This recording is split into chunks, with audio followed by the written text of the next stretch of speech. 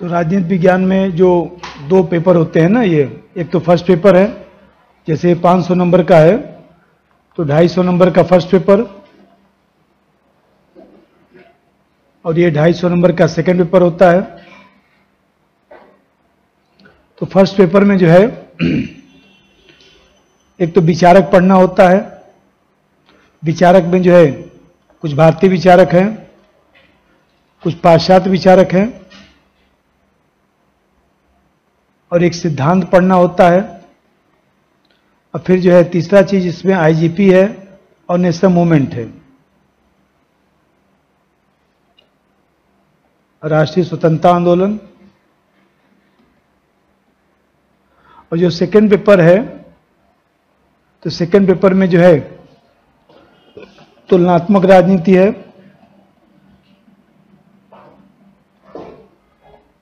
संस्थाएं हैं, और भारत और विश्व है। यह है। तो इसमें जो है ये जो पोर्शन है, ये वाला जो पोर्शन है उसको खंड क कह सकते हैं, मतलब खंड ए कह सकते हैं। और ये जो पोर्शन है वो खंड बी है। और ये जो तुलनात्मक है और जो संस्थाएं हैं, इसको जो है आप खंड ए कह सकते हैं, और ये जो है खंड बी है।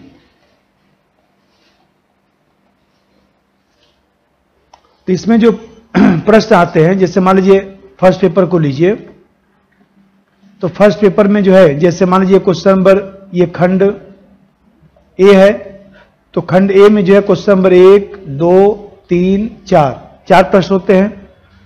और जो खंड बी है उसमें जो है 5, 6, 7, 8 ये प्रश्न होते हैं। तो खंड ए में जो है 5 प्रश्न होते हैं, ये 5 प्रश्न होते हैं। और ये जो है क्वेश्चन नंबर 1 में जो है 5 प्रश्न होते हैं, और क्वेश्चन नंबर 5 में जो है इसमें भी 5 प्रश्न होते हैं। तो ये 1 और 5 अनिवार्य होता है, 1 और 5 अनिवार्य है। इसके बाद जो क्वेश्चन नंबर 2 होता है उसमें देखे होंगे कि 3-3 प्रश्न पूछा जाता है, ऐसे सब में 3-3 प्रश्न होते हैं।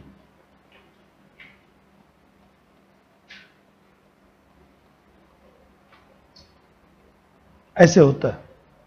तो अब 1 और 5 तो अनिवार्य है, क्वेश्चन नंबर 1 और 5 ये अनिवार्य है। फिर इसके बाद आपको जो है एक प्रश्न खंड ए से करना है और एक प्रश्न खंड बी से करना है। अब मान लीजिए आपने क्वेश्चन नंबर 2 कर दिया, जैसे मैं क्वेश्चन नंबर 2 आपने कर दिया, इससे एक प्रश्न कर दिया। फिर खंड बी से जो है आपने क्वेश्चन नंबर 7 कर दिया। अब आपने कर दिया 2 और 7 कर दिया। अब 5 प्रश्न करना है टोटल। तो उसके बाद एक प्रश्न जो भी बच गया है, अब क्या क्या बच गया, तो 3 बच गया, 4 बच गया, 6 बच गया, 8 बच गया। अब इसमें से कोई भी एक प्रश्न कहीं से भी आप कर सकते हैं। तो मान लीजिए आपने क्वेश्चन नंबर 8 कर दिया, ये इसका तरीका है। और क्वेश्चन नंबर 2 में ये जो 3 प्रश्न हैं, ये तीनों प्रश्न इसी का करेंगे। इसमें जैसे ए बी सी दिया है, तो ऐसा इसमें ए बी सी दिया है, तो ऐसा नहीं कि इसका ए कर दिए, इसका बी कर दिए, इसका सी कर दिए। ये पूरा ही प्रश्न आपको ऐसे करना पड़ेगा।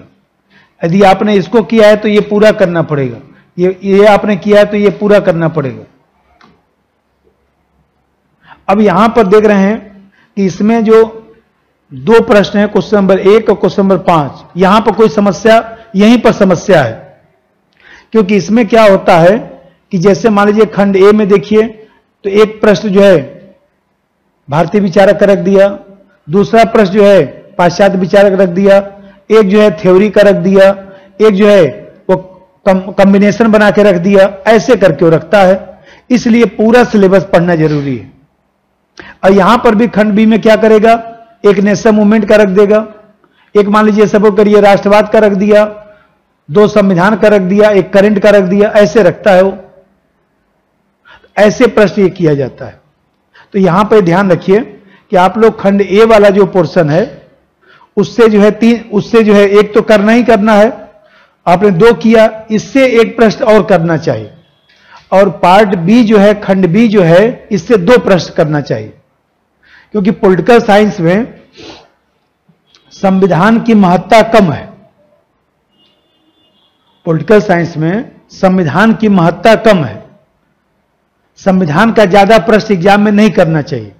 मैं इसलिए नहीं कह रहा हूं कि मैं कम पढ़ाऊंगा, मैं आपको पूरा ही पढ़ाऊंगा, लेकिन एग्जाम में ये मान के चलिए कि 250 नंबर है, और 250 नंबर में आपको 130 नंबर मिल रहा है, और आपने थ्योरी में से 3 प्रश्न यदि किया है मान लीजिए, तो ये समझ लीजिए कि आपका 145 हो सकता है, 10-15 नंबर ज्यादा हो जाता है।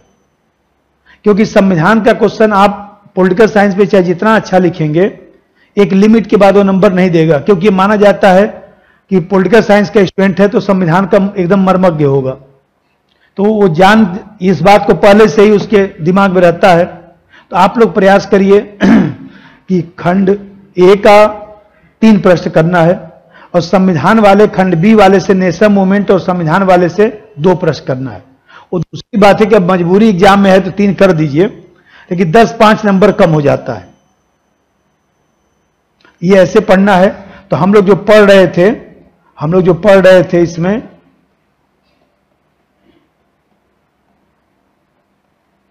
तो हम लोग जो है इसके पहले पढ़ रहे थे 3 नंबर, तो 3 के बाद हम लोग अब 4 शुरू करेंगे। आज से आईजीपी और स्वतंत्रता आंदोलन शुरू करेंगे। अब ये 4 खत्म हो जाएगा तो फिर हम लोग 5 करेंगे सेकेंड पेपर, फिर इसमें 6 करेंगे, फिर इसमें 7 करेंगे, फिर हम लोग 1 करेंगे, 1 वाला ये विचारक करेंगे, फिर ये 2 पाश्चात्य विचारक करेंगे, फिर थ्योरी आएगा। तो इसी क्रम से ये ऐसे चलेगा। तो आप जब भी ज्वाइन करेंगे लगेगा 6 महीने ही, इसी क्रम में चलेगा। मान लीजिए जो आवाज से शुरू किया उसको भी 6 महीना लगना है, जो 1 महीने बाद शुरू करेगा वो भी 6 महीना लगेगा, जो 1 महीना पहले शुरू किया था उसको भी 6 महीना लगना है। तो इसी क्रम में चलेगा। ऐसा नहीं है कि मैं 4 नंबर पढ़ा दूंगा फिर 1 नंबर पढ़ाऊंगा, 4 के बाद 5 ही चलेगा। क्योंकि ऐसा नहीं कि कोई स्टेशन पर नहीं उतरा और ट्रेन आगे बढ़ गई तो फिर ट्रेन घुमाकर पीछे नहीं आती है, वो आगे ही जाएगी। अब फिर जब दोबारा राउंड होके आएगा उतर जाइएगा, कौन सी दिक्कत है। तो ये ट्रेन यहां से चलेगी अब 4 नंबर से। अब 4 नंबर से ट्रेन हम लोग की स्टार्ट होगी आज से। तो ऐसे ऐसे ट्रेन ही चलेगी, और ट्रेन ऐसे चलेगी, फिर ये ऐसे ऐसे घूमते हुए फिर जो है आएगी। और उसमें सब पोर्शन अलग अलग है, तो कोई समझने में कहीं समस्या नहीं है।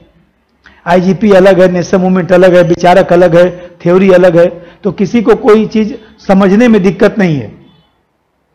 बस यह है कि सब्जेक्ट में चूंकि सिलेबस ज्यादा होता है तो हम लोग ज्यादा इधर उधर की बात नहीं पढ़ सकते, सिलेबस ही पढ़ने पर फोकस करते हैं। जीएस में मैं पॉलिटी पढ़ाता हूं तो इधर उधर जाकर जो है खूब पढ़ाता हूं, लेकिन सब्जेक्ट में जब मैं पढ़ाता हूं तो जो लिखा है वो मैं पढ़ाने का प्रयास करता हूं, क्योंकि वही क्वेश्चन आता है कि संविधान की विशेषता लिखा है, प्रस्तावना, मूल अधिकार, डीपीएसपी, मूल कर्तव्य, फिर वहीं से क्वेश्चन आना है। संविधान की विशेषता में जो लिखा है वहीं से आना है, तो जबरदस्ती का समय नष्ट करने से कोई फायदा नहीं होता है। तो फिर आप लोग ये समझ गए। अब फिर हम लोग जो है अब आईजीपी वाले पोर्शन से शुरू करते हैं।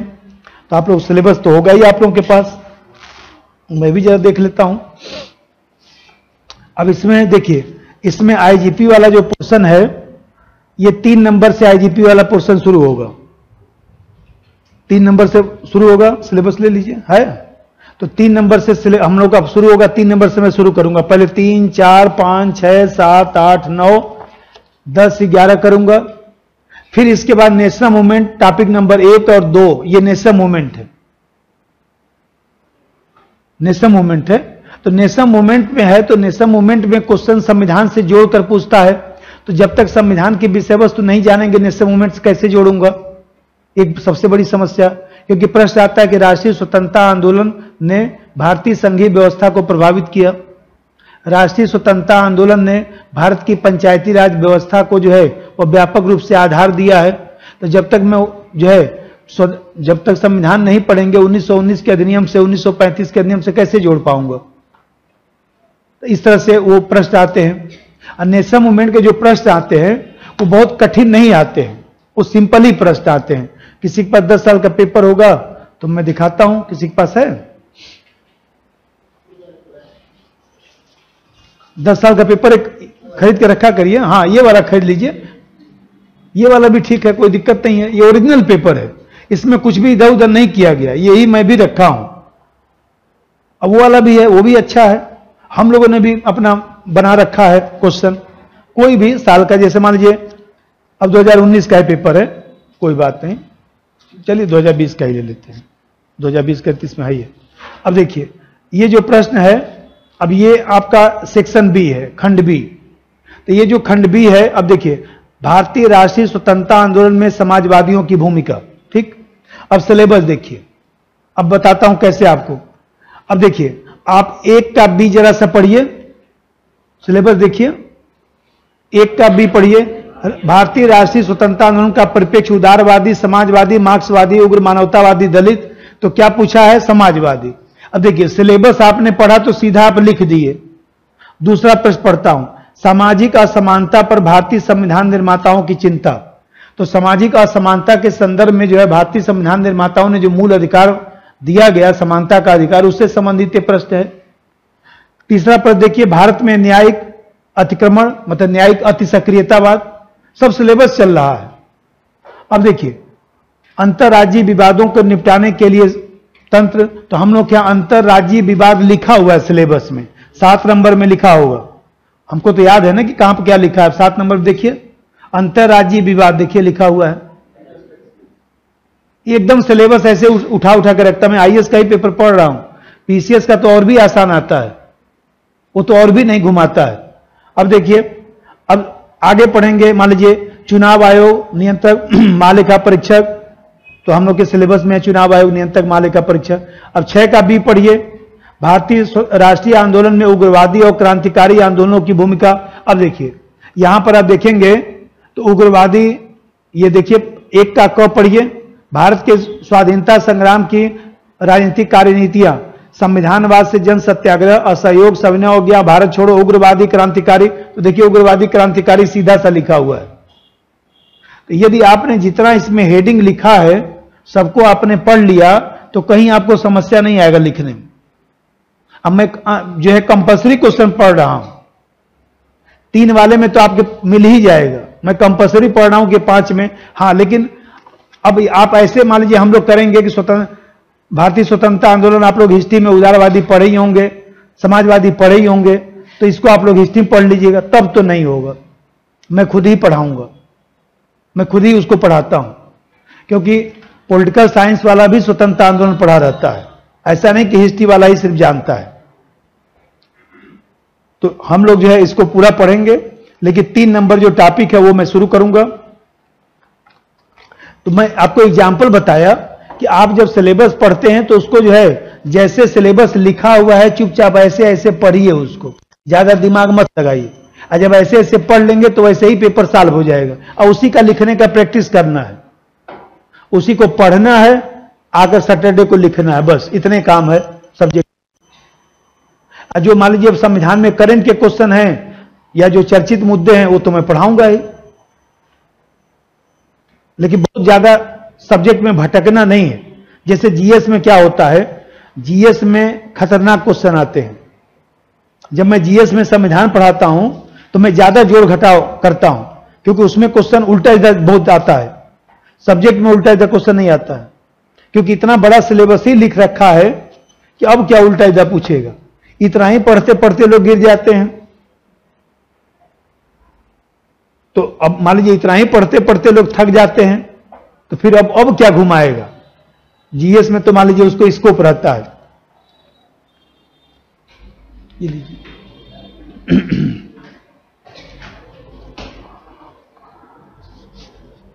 चलिए प्रारंभ करते हैं।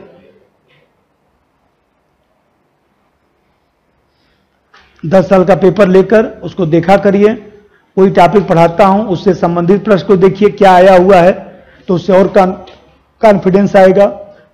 और फिर सबसे बड़ी बात यह है कि 10 साल का पेपर देखेंगे तो आपको ये भी पता चलेगा कि कौन कौन सा क्वेश्चन जो है वो किस किस टॉपिक से पूछा है। और सिलेबस को अपने पास रखिए, बल्कि सिलेबस रखा होगा, ये वाला सिलेबस वहां पर रखा होगा, 2-3 ले लीजिएगा, एक अपने तकिए के नीचे रख लीजिएगा, जब सोइए तब उठ के ऐसे देखिए, कोई दिक्कत नहीं, आप 3-4 ले लेंगे, 10 लेंगे, तभी वो मना नहीं करेंगे आपको, कोई समस्या की बात नहीं। एक यहां पर रखिए,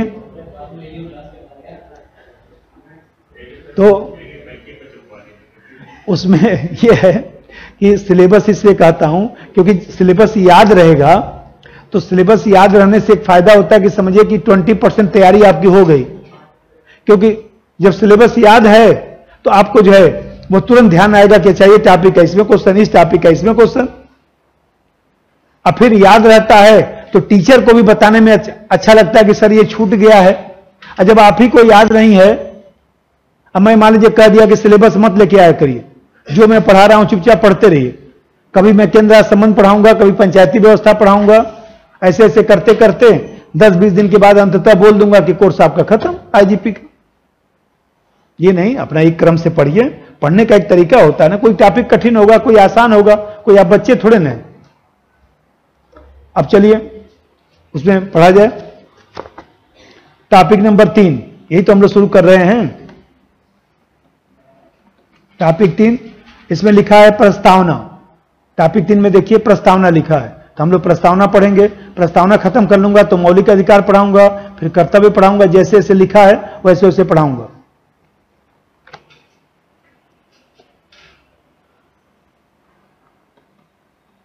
प्रस्तावना, तो प्रस्तावना का सबसे पहले अर्थ समझना है, फिर अर्थ जानने के बाद जो है इसका विश्लेषण करना है कि प्रस्तावना का क्या महत्व है और क्या समस्या है, क्योंकि इसमें आता है कि प्रस्तावना के महत्व का आलोचनात्मक परीक्षण करें, प्रश्न आया होगा।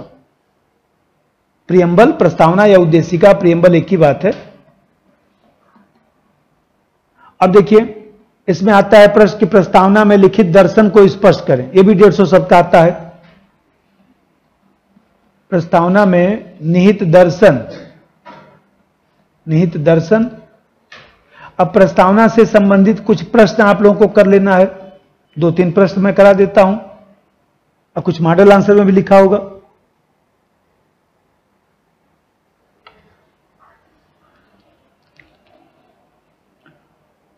अब प्रश्न जैसे है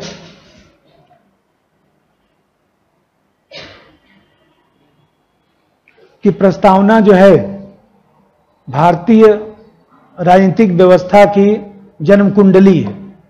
प्रस्तावना जो है सार तत्व है, 150 शब्द का आता है, लिखता हूं। प्रस्तावना भारतीय संविधान आबलिक राजनीतिक व्यवस्था की जन्म कुंडली है। जन्म कुंडली ब्रैकेट में सार तत्व है, सार तत्व भी पूछा तो यही लिखना है।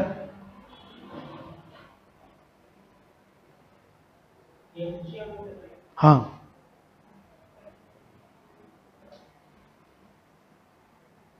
अब देखिए इसमें जैसे प्रश्न आता है कि जैसे प्रस्तावना है, फंडामेंटल राइट है, डीपीएसपी है, तीनों अन्योन्याश्रित है। अन्योन्याश्रित मतलब इंटरडिपेंडेंसी रखते हैं, 150 शब्द।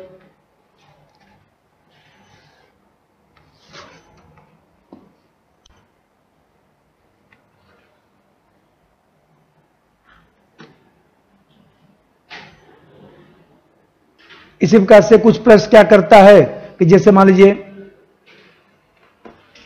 कुछ जोड़ घटा देगा, तो कैसे जोड़ेगा?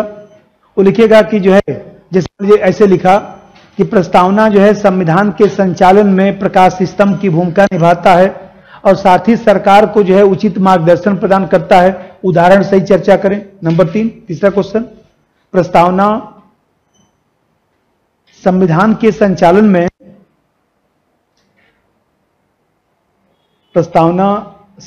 संचालन में प्रकाश स्तंभ का कार्य करता है।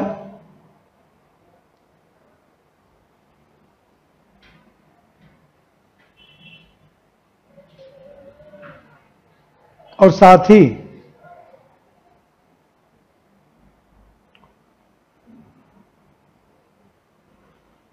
सार्वजनिक नीति निर्माण में, साथ ही सार्वजनिक नीति निर्माण में मार्गदर्शन प्रदान करता है।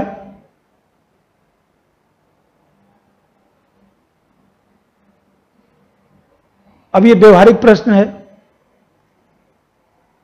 अब इसमें आपको उदाहरण देकर सब समझाना पड़ेगा कि प्रस्तावना में जो जो बातें हैं वो कैसे, मतलब कि सार्वजनिक नीति निर्माण में मार्गदर्शन का कार्य करता है। ऐसे प्रश्न आता है। अब देखिए, अब चूंकि जो पंथ निरपेक्षता है, तो हम लोगों के यहां एक टॉपिक जो है संप्रदायवाद का लिखा हुआ है। तो ये जो है, ये देखिए 9 नंबर टॉपिक पे लिखा है भारतीय राजनीति में जाति, धर्म और निर्जातीयता, लिखा है ना।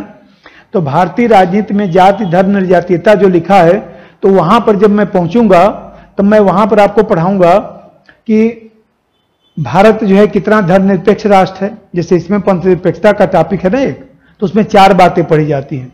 यहां पर जो धर्म लिखा है, तो धर्म की राजनीति जो है उससे संबंधित जो बातें हैं कि जो हम लोग के यहां पंथ निरपेक्षता है, जो पश्चिमी धर्म निरपेक्षता है, उसमें क्या डिफरेंस है, ये भी प्रश्न आता है 150 शब्द का। इसी प्रकार से जैसे प्रश्न आता है कि भारत कितना पंथ निरपेक्ष राष्ट्र है, कितना सेकुलर राष्ट्र है, या भारत को क्या छद्म धर्म निरपेक्ष राष्ट्र कहा जाए, क्या भारत में पंथ निरपेक्षता दिखावा मात्र रह गया है। यहां पर भी हम लोग पढ़ सकते हैं, लेकिन फिर वहां पर ये टॉपिक है। तो मैं आप लोगों का जो मटेरियल बन रहा था, इस बार मैं प्रस्तावना से उठवा कर वहां पर रखवा दिया। दोनों जगह है। उसमें क्या है कि जब वहां पर हम लोग पढ़ेंगे तो उसको व्यापक रूप से पढ़ेंगे, इसीलिए यहां पर मैं पंथ निरपेक्षता की चर्चा नहीं करूंगा, क्योंकि फिर वो पूरा ही पढ़ाना पड़ेगा कि भारत में पंथ निरपेक्षता को क्यों अपनाया गया। या मान लीजिए भारतीय राजनीतिक व्यवस्था में पंथ निरपेक्षता जो है वह देखा जाए तो समय की आवश्यकता रहा है, ऐसे क्वेश्चन आता है इसका। लेकिन यहां पर हम लोग उसकी चर्चा नहीं करेंगे, यहां अपना ध्यान हम लोग प्रस्तावना में लगाएंगे। तो इसमें इतना ही पढ़ना है।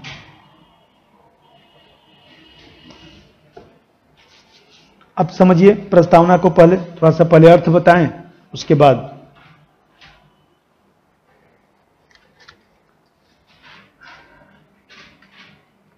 देखिए जो प्रस्तावना है, तो आप देखते हैं कि प्रस्तावना एक प्रकार से, कोई आप किताब पढ़ते हैं तो उसमें लेखक जो पहला पृष्ठ लिखता है, तो जो पहला पृष्ठ है, प्रथम पृष्ठ है, उसी तरह से यह प्रस्तावना है। एक प्रकार से कोई नावल हम लोग पढ़ते हैं तो पहला पेज जो उसका होता है, 4-5 लाइन देखिए लेखक लिखता है, उसी को पढ़ के हम लोग समझ जाते हैं कि नावल में किस विषय वस्तु का उल्लेख होगा। एक प्रकार से प्रस्तावना संविधान का संक्षिप्त संस्करण है।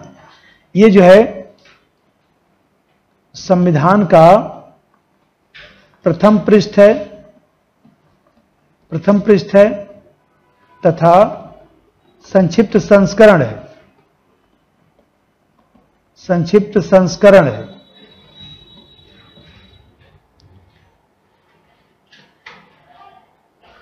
अब ये जो प्रस्तावना है, प्रस्तावना में लिखी जो मूल्य हैं, ये मूल्य कहां से आए हैं, तो स्वतंत्रता आंदोलन से आया है। स्वतंत्रता आंदोलन से बना है।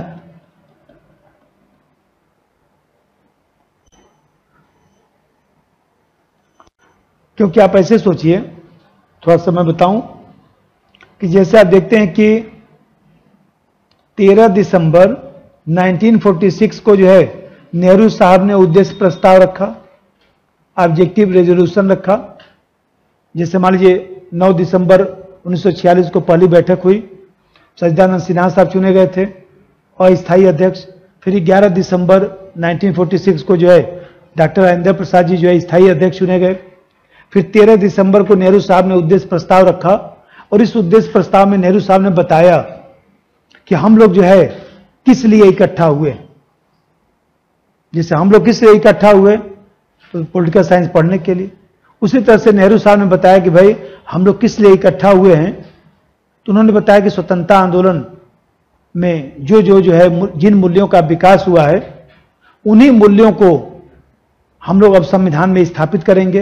आप जानते हैं कि उन्होंने एक भाषण दिया, उसी को हम लोग उद्देश्य प्रस्ताव ऑब्जेक्टिव रेजोल्यूशन कहते हैं। और इसके बाद जो है उस जो भाषण उन्होंने दिया, तो आप जानते हैं कि उस पर चर्चा हुआ, और चर्चा होने के बाद बाकायदे जो है वो 22 जनवरी 1947 को उसको पारित कर दिया गया, उद्देश्य प्रस्ताव पारित हो गया। अब पारित होने के बाद संविधान निर्माण का कार्य शुरू हो गया। ये सब लिखना नहीं है, वो तो संविधान पढ़ा रहा हूं तो कुछ तो बोलूंगा ना बैकग्राउंड में। तो ये जो है उद्देश्य प्रस्ताव पारित हो गया। जब उद्देश्य प्रस्ताव पारित हो गया तब जानते हैं कि संविधान निर्माण का कार्य शुरू हो गया। जब संविधान बनकर हम लोग का तैयार हो गया, जब अंतिम वाचन चल रहा था, 24 तारीख की बात है, 24 जनवरी की, तो सब लोगों ने कहा कि भाई ऐसा है कि जब हम लोग उद्देश्य प्रस्ताव में जिन मूल्यों की चर्चा हम लोगों ने किया था, क्यों ना हम लोग उन्हीं मूल्यों को मिलाकर एक प्रस्तावना बना दें और थोड़ा सा जो है उसका स्पेशल लैंग्वेज रख दिया जाए ऑस्ट्रेलिया की तरह। तब जानते हैं कि ऑस्ट्रेलिया से स्पेशल लैंग्वेज हमारे यहां लिया गया है, अब प्रस्तावना अमेरिका से लिया गया है, क्योंकि सबसे पहले जहां लिखित संविधान होगा वहीं तो प्रस्तावना होगा। तो विश्व का पहला लिखित संविधान कौन? अमेरिका। तो अमेरिका का पहला लिखित संविधान बना तो वहीं पर प्रस्तावना बना, तो वहीं से हम लोग प्रस्तावना ले लिए। स्पेशल लैंग्वेज या प्रियम्बल जो है हम लोगों ने ऑस्ट्रेलिया से ले लिया, और इस तरह से देखा जाए तो हम लोगों ने प्रस्तावना लिख दिया। तो ये जो लिखा गया, तो देखा जाए तो ये जो प्रस्तावना है स्वतंत्रता आंदोलन के मूल्यों से बना है। और जैसे छोटे छोटे आजकल वो भी प्रश्न आना शुरू हो गए हैं, वो भी मैं करवा देता हूं। जैसे एक प्रश्न आता है 150 शब्द का, वो भी आता है कि प्रस्तावना संविधान का अंग है या नहीं, चर्चा करें। ये भी लिख दीजिए, आजकल ये भी आ रहा है। प्रस्तावना संविधान का अंग है, संविधान का अंग है या नहीं, चर्चा करें।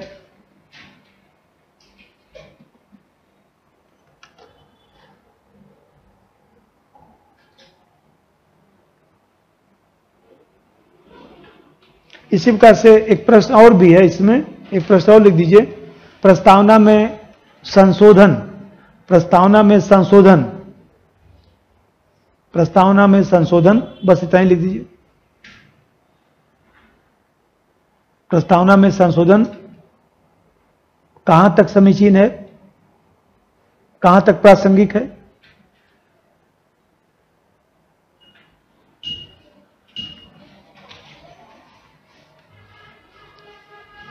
क्योंकि 150 शब्द बहुत ज्यादा तो होता नहीं है ना, तो आजकल इस तरह से क्वेश्चन पूछना शुरू कर दिया। अब उसमें कुछ मान लीजिए सैद्धांतिक कुछ व्यवहारिक बातों को मिलाकर लिख दिया जाएगा। अब चलिए पहले इसको बता रहे हैं।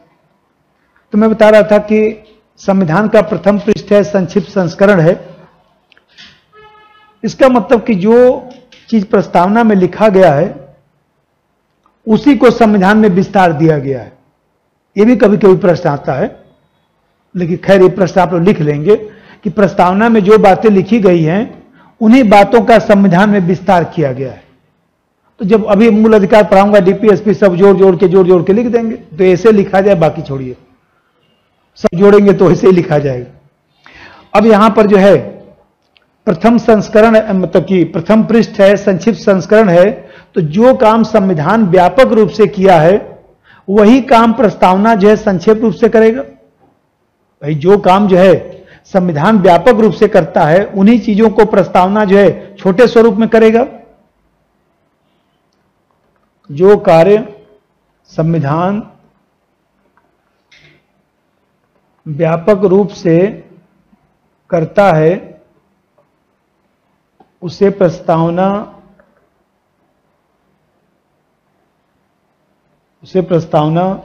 संक्षिप्त स्वरूप में करता है, संक्षिप्त स्वरूप में अभिव्यक्त करता है।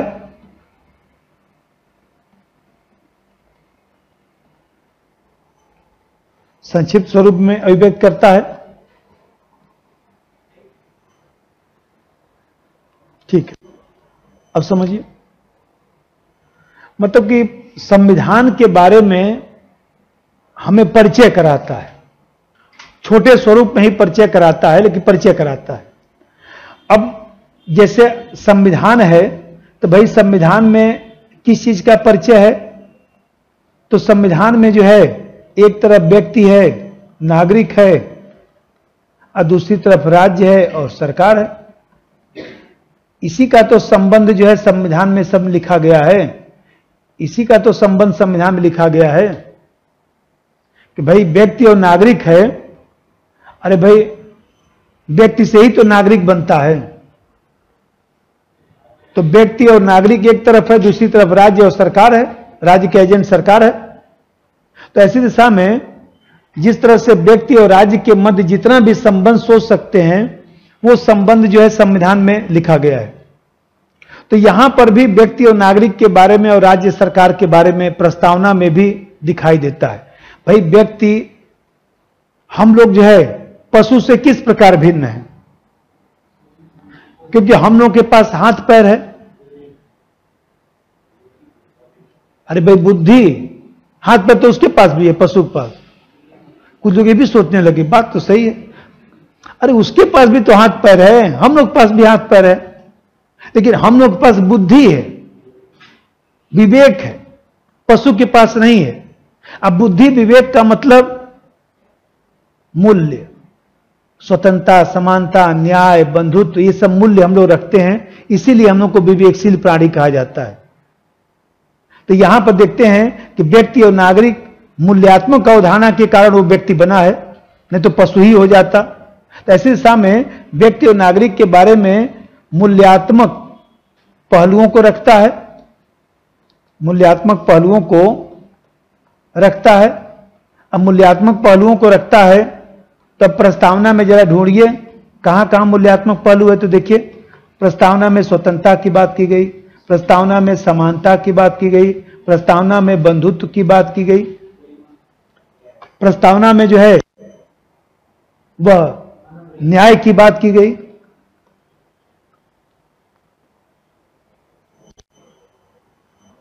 तो प्रस्तावना में देखिए स्वतंत्रता की बात की गई, तो कहा गया ना, विचार, अभिव्यक्ति, विश्वास, धर्म, उपासना की स्वतंत्रता। तो आप देख रहे हैं कि इन 5 बातों की स्वतंत्रता की गारंटी दी गई। तो गारंटी तो नहीं कह सकते हैं, मतलब एक अभिव्यक्त किया गया कि विचार, अभिव्यक्ति, विश्वास, धर्म, उपासना, इन 5 बातों की स्वतंत्रता मिलनी चाहिए। समानता में देखिए, प्रस्तावना में लिखा गया कि प्रतिष्ठा और अवसर की समानता, प्रतिष्ठा और अवसर की समानता। बंधुत्व में लिखा गया कि राष्ट्र की गरिमा और एकता और अखंडता, व्यक्ति की गरिमा और एकता और अखंडता। न्याय में लिखा गया सामाजिक, आर्थिक, राजनीतिक न्याय, मतलब समग्र न्याय की बात की गई। तो ये जो मूल्य हैं, ये जो मूल्य हमारे पास हैं, ये मूल्य एक आदर्श प्रस्तुत करते हैं। भाई स्वतंत्रता, समानता, न्याय, बंधुत्व, ये सब क्या है? एक मूल्य है। मूल्य से ही तो आदर्श बनता है। तो ये आदर्श प्रस्तुत करता है, आदर्श प्रस्तुत करता है। अब आदर्श प्रस्तुत करता है, तो यही आदर्श जो है संविधान का दर्शन है, संविधान का दर्शन है। इसीलिए देखिए, इसको कहा जाता है बेसिक फिलॉसफी, इसको कहा जाता है बेसिक फिलॉसफी। बेसिक फिलॉसफी है, आधारभूत मूल्य है। यह आधारभूत मूल्य दर्शन है, तो यह हमारे भविष्य का निर्धारण करता है। ये हमारे, ये ऐसी बंद कर दूंगा, आप लोग पीछे अशोक पीछे कैसे चला दो, ये वाला बंद कर देंगे। आप लोग, तबीयत खराब है और तबीयत खराब होगा।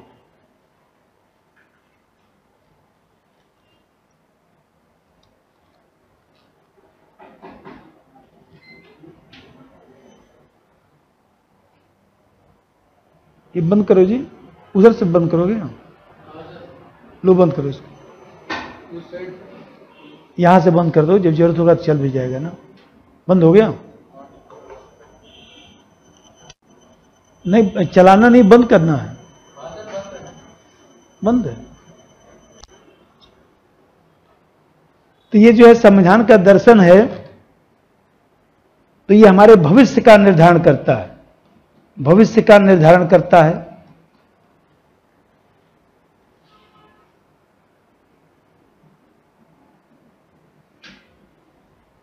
और दूसरी तरफ देखिए राज्य सरकार। ये बताइए, राज्य और सरकार के बारे में भी तो प्रस्तावना में तमाम बातें कही गई हैं। सत्ता का स्रोत, तो सत्ता का स्रोत देखिए लिखा गया we the people of India, हम भारत के लोग। हम भारत के लोग जो है ये अमेरिका से लिया गया है, अमेरिका नहीं दिया है तो अब यूएन का चार्टर लगा सकते हैं, उसमें भी यही शब्द का प्रयोग किया गया है। तो ये देख रहे हैं कि ये जो है सत्ता का स्रोत कौन है, जनता। इसमें राज्य की प्रकृति का उल्लेख किया गया है, राज्य की प्रकृति का उल्लेख है।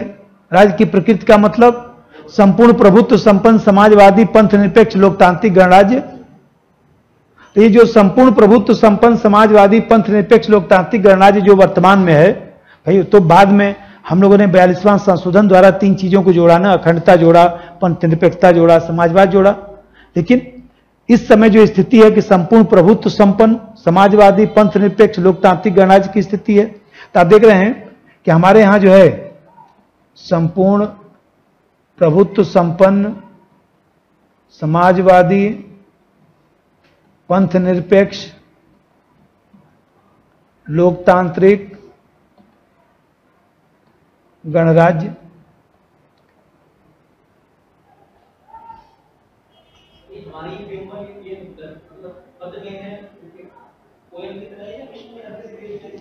नहीं, ऐसे लिखा जाता है, अधिकांश देशों में ऐसे ही है। राज्य का उद्देश्य क्या है? राज्य का उद्देश्य जो है कल्याणकारी राज्य, कल्याण करना, क्योंकि हमारा कल्याणकारी राज्य की अवधारणा है। तो ये सब जो बातें हैं, ये सब जो बातें कि सत्ता का स्रोत क्या है, कौन संप्रभु है, तो जनता संप्रभु है। तो ये सब बात क्या बताता है? ये सब बात बताता है कि सरकार के लिए मार्गदर्शन है। भाई ऐसा नहीं कि हम ही लोगों के लिए मार्गदर्शन है, सरकार के लिए भी तो मार्गदर्शन है कि सत्ता का स्रोत जनता है, जनता मालिक है, जनता संप्रभु है, तो जनता का सम्मान किया जाए। संपूर्ण प्रभुत्व संपन्न समाजवादी पंथ निरपेक्ष लोकतांत्रिक गणराज्य लिखा है, ये जो पहलू है, जो दर्शन है, उसका सम्मान होना चाहिए।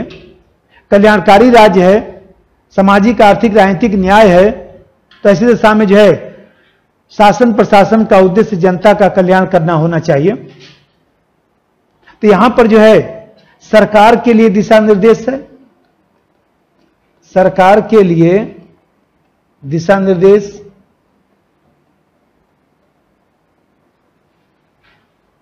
सरकार के लिए दिशा निर्देश है।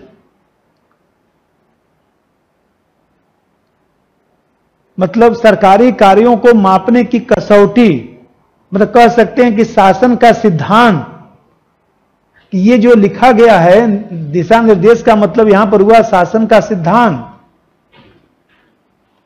शासन का सिद्धांत बताता है कि किस आधार पर शासन चलना चाहिए। यही सरकार के लिए प्रेरणा स्रोत भी है। तो सरकार के लिए प्रेरणा स्रोत है, तो सोचिए यह वर्तमान व्यवस्था की ओर रेखांकन करता है,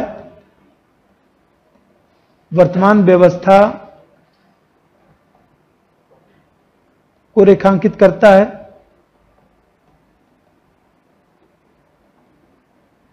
वर्तमान व्यवस्था को रेखांकित करता है।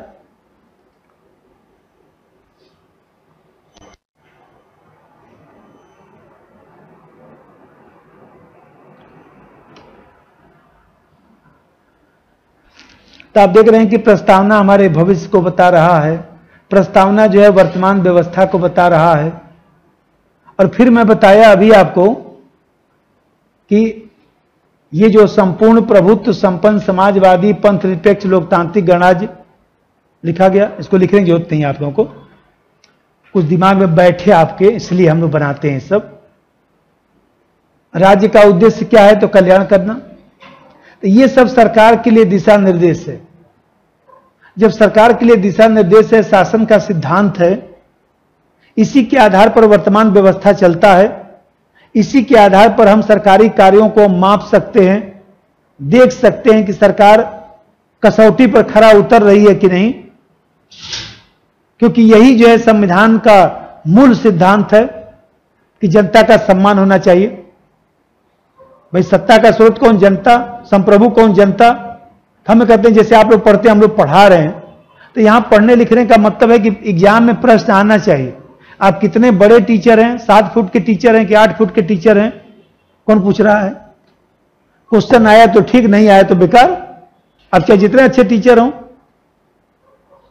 क्या वो कहीं से आप पढ़े हों, कौन पूछ रहा है? इस फील्ड में बीए कितना परसेंट चाहिए? कितना परसेंट बीए चाहिए? किसी तरह खींच खाच के पास। क्यों? क्योंकि ये परीक्षा दूसरे तरह की, यहां परसेंटेज का कोई मतलब नहीं है। यहां बीए पास होना चाहिए, बस परीक्षा का चूंकि पैटर्न दूसरा है।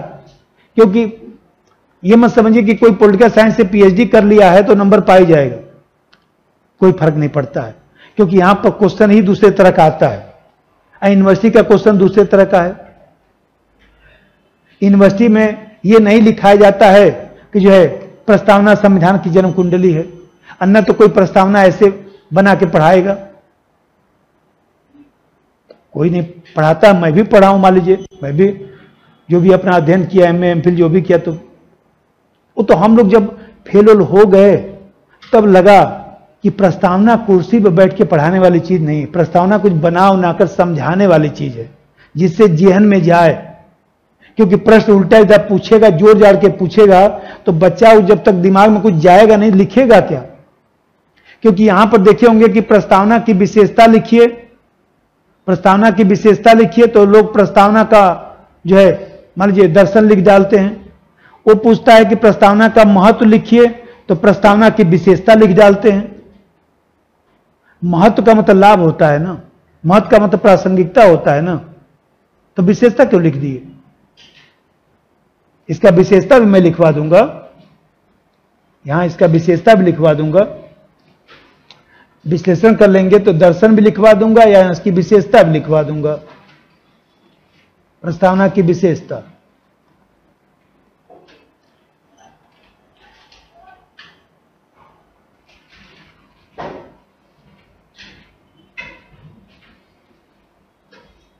अब जैसे आप समझिए, अब इस चार्ट को जरा देखिए, ये बताइए कि ये स्वतंत्रता आंदोलन जो है भूतकाल की विषय वस्तु है।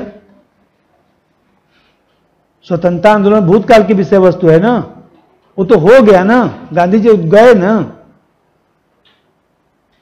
स्वतंत्रता आंदोलन भूतकाल की विषय वस्तु है, तो भूतकाल की विषय वस्तु से प्रस्तावना प्रभावित है। अब फिर अभी बताया हूं कि प्रस्तावना जो है भविष्य और वर्तमान को भी रेखांकित करता है, तो जन्म कुंडली भी तो यही काम करता है। किसी को जन्म कुंडली दिखाते हैं तो क्या बताता है कि भूतकाल में आप क्या थे, अब वर्तमान आप देख ही रहे हैं, और ये बताता है कि भविष्य में आप क्या बनेंगे, यही तो पंडित जी बताते हैं। तो प्रस्तावना भी तो यही काम कर रहा है, प्रस्तावना भी भूत वर्तमान भविष्य का रेखांकन कर रहा है। कि उसको प्रश्न समझ में आ गया ना कि क्यों ये प्रश्न पूछता है। अब इसी का इसको व्याख्या करके लिखना है। मान लीजिए इसको लिखना है, आगे मैं लिखवा दूंगा। जैसे इसको लिखना है तो व्यक्ति कैसे लिखेगा, अब देखिए सुनिए, जो समझाया हूं वही, थोड़ा सा उसमें जोड़ घटाव चलेगा। कि हमारे जो पूछा कि भारतीय राजनीतिक व्यवस्था की जन्म कुंडली है प्रस्तावना, तो उसमें लिखा जाएगा जिस तरह जन्म कुंडली जो है वह देखा जाए तो व्यक्ति के भूतकाल और भविष्य का निर्धारण करती है, उसी तरह से प्रस्तावना भी जन्म कुंडली की तरह जो है दिखाई देता है। अब बस शुरू हो जाएंगे लिखना कि प्रस्तावना जो है स्वतंत्रता आंदोलन के मूल्यों से बना है, क्योंकि स्वतंत्रता आंदोलन के मूल्यों के आधार पर जो है उद्देश्य प्रस्ताव प्रस्तुत किया गया था, और उसी उद्देश्य प्रस्ताव के आधार पर जो है प्रस्तावना बनाया गया। उद्देश्य प्रस्ताव जो है वह संविधान की आधारशिला माना जाता है, क्योंकि उसी आधारशिला के आधार पर ही संविधान का जो है वह देखा जाए तो निर्माण हुआ। और दूसरी तरफ प्रस्तावना का यदि विश्लेषण किया जाए तो प्रस्तावना में कुछ ऐसे भी मूल्य हैं जो हमारे जो है भविष्य का निर्धारण करते हैं, जैसे स्वतंत्रता, समानता, न्याय जो मूल्य हैं वह भविष्य का रेखांकन करते हैं, और ये हमारे लिए जो है एक तरह से मार्गदर्शन प्रदान करते हैं कि हमको भविष्य में किस तरह जाना है। और दूसरी तरफ देखा जाए तो प्रस्तावना राज्य सरकार के बारे में भी बताती है, सत्ता का स्रोत बताती है, राज्य की प्रकृति बताती है, राज्य का उद्देश्य बताती है। और ये जो पहलू है यही वर्तमान सरकार के लिए मार्गदर्शन का काम करती है। इसी के आधार पर शासन प्रशासन जो है वह देखा जाए तो क्रियाकलाप करता है। सरकार इन्हीं पहलुओं के आधार पर जो है वर्तमान में सार्वजनिक नीति का निर्माण करती है, तमाम योजनाएं चलाती हैं। दो चार उसमें जोड़ घटा भी दिए कि भाई जनता, सत्ता का स्रोत जनता है, जनता मालिक है, मालिक के पास पैसा नहीं है। तो ये बताइए कि क्या फर्ज बनता है कि कोरोना का टीका फ्री लगवा दिया जाए। लिख देंगे उसमें कि भाई सत्ता का स्रोत जनता है, जनता संप्रभु है। इस समय अर्थव्यवस्था खराब है, जनता, अधिकांश जनता देखा जाए तो 50% से ज्यादा जनता गांव में रहती है जिसकी आर्थिक अर्थव्यवस्था खराब है। इसलिए सरकार ने निर्णय लिया कि कोरोना का टीका सबको फ्री लगाया जाएगा। भाई जनता की यही इच्छा है तो क्या करना है। अब इस तरह से लिखिए कि भाई राज्य का उद्देश्य कल्याण करना है तो कल्याणकारी योजनाएं चलाई जाती है, और उसी में दो चार अपना वर्तमान का कल्याणकारी योजना भी लिख दिए। और फिर पैराचयन के लिख दिए कि इस प्रकार स्पष्ट है कि प्रस्तावना जो है भूतकाल, भविष्य और वर्तमान तीनों का रेखांकन करती है। इसी संदर्भ में जन्म कुंडली कहा जाता है। हो गया 150 सब, इतना ही लिखना है उसको। अब ये नहीं समझाऊंगा तब एग्जाम में जन्म कुंडली ही नहीं समझ में आएगा कि जन्म कुंडली क्यों कहा गया, जबकि है तो आसान। अब चलिए प्रस्तावना का महत्व पहले लिखवाऊं। प्रस्तावना का महत्व विश्लेषण किया जाए। प्रस्तावना का महत्व,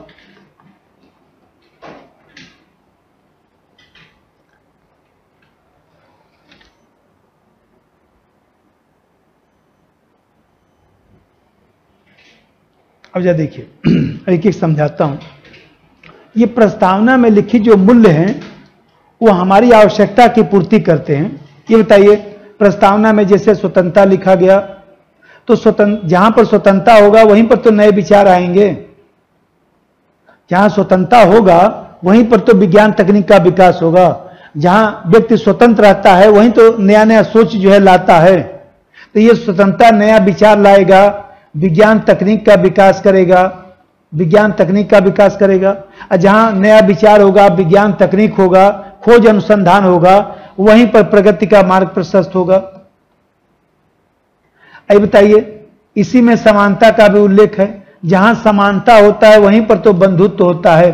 सिर्फ भाई भाई कहने से भाई थोड़े ना हो जाएगा, कुछ दिखाई भी तो देना चाहिए। तब जहां समानता होगा वहीं बंधुत्व होगा, जहां बंधुत्व होगा वहीं पर जो है हमारी एकता अखंडता मजबूत होगी। एकता अखंडता मजबूत होगी, और जब एकता अखंडता मजबूत होगी तो देश का अस्तित्व सुरक्षित होगा। देश का अस्तित्व सुरक्षित।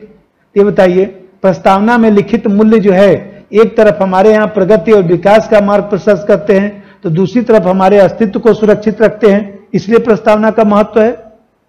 अब लिखिए नंबर 1, प्रस्तावना में लिखित मूल्य।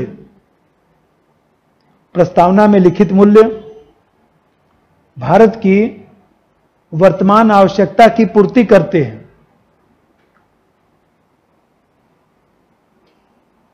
भारत की वर्तमान आवश्यकता की पूर्ति करते हैं।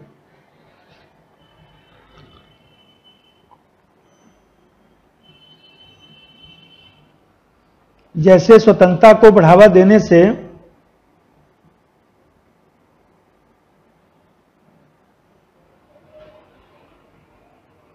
खोज अनुसंधान को बढ़ावा मिलता है, खोज अनुसंधान को बढ़ावा मिलता है।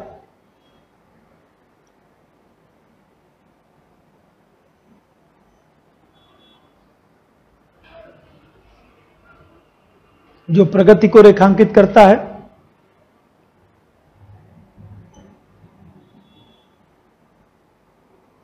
और समानता भारत के अस्तित्व को सुरक्षित रखता है। समानता भारत के अस्तित्व को सुरक्षित रखता है।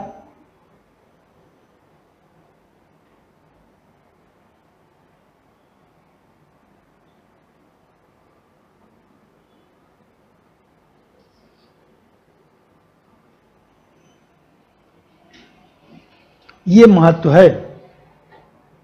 आया होगा, हर 2 साल पर आता है क्वेश्चन, प्रस्तावना के महत्व का आलोचनात्मक परीक्षण करें।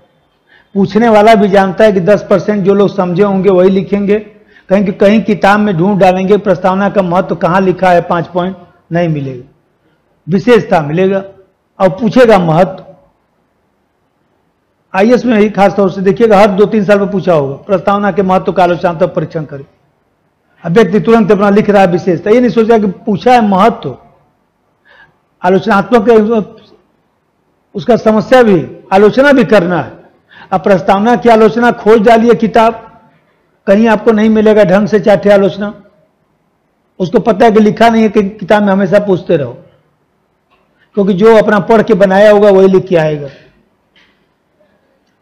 दूसरा बात देखिए, आप देख रहे हैं कि प्रस्तावना में आदर्श है, प्रस्तावना में लक्ष्य है।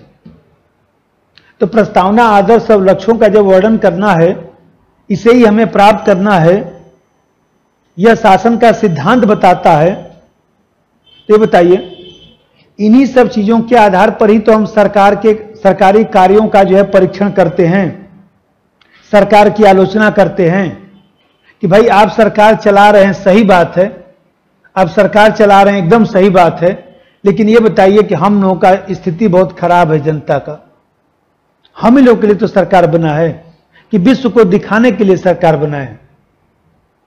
हम लोग सुखी नहीं है, विश्व में आप जा रहे हैं तो बहुत ज्यादा जो है आपको प्रसिद्धि मिल रही है, तो उससे क्या करें, भूख लग रहा है, कुछ भोजन वोजन का व्यवस्था बनाइए। कब तक जो है हम लोग भारत माता की जय करें?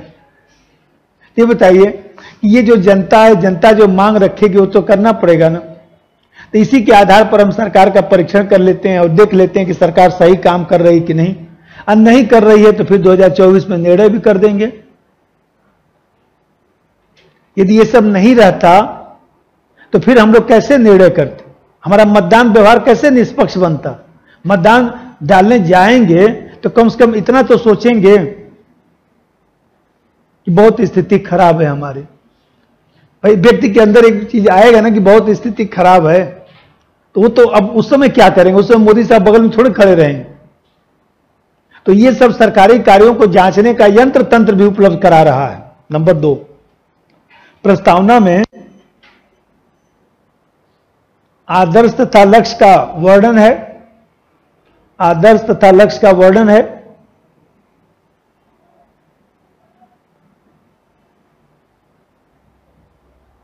साथ ही शासन का सिद्धांत भी बताता है।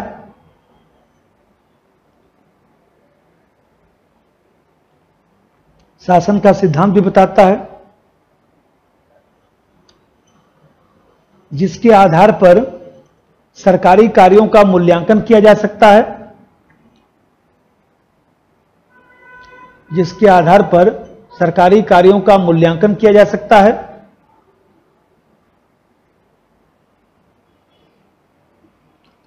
मतदान व्यवहार को निष्पक्ष बनाया जा सकता है, मतदान व्यवहार को निष्पक्ष बनाया जा सकता है।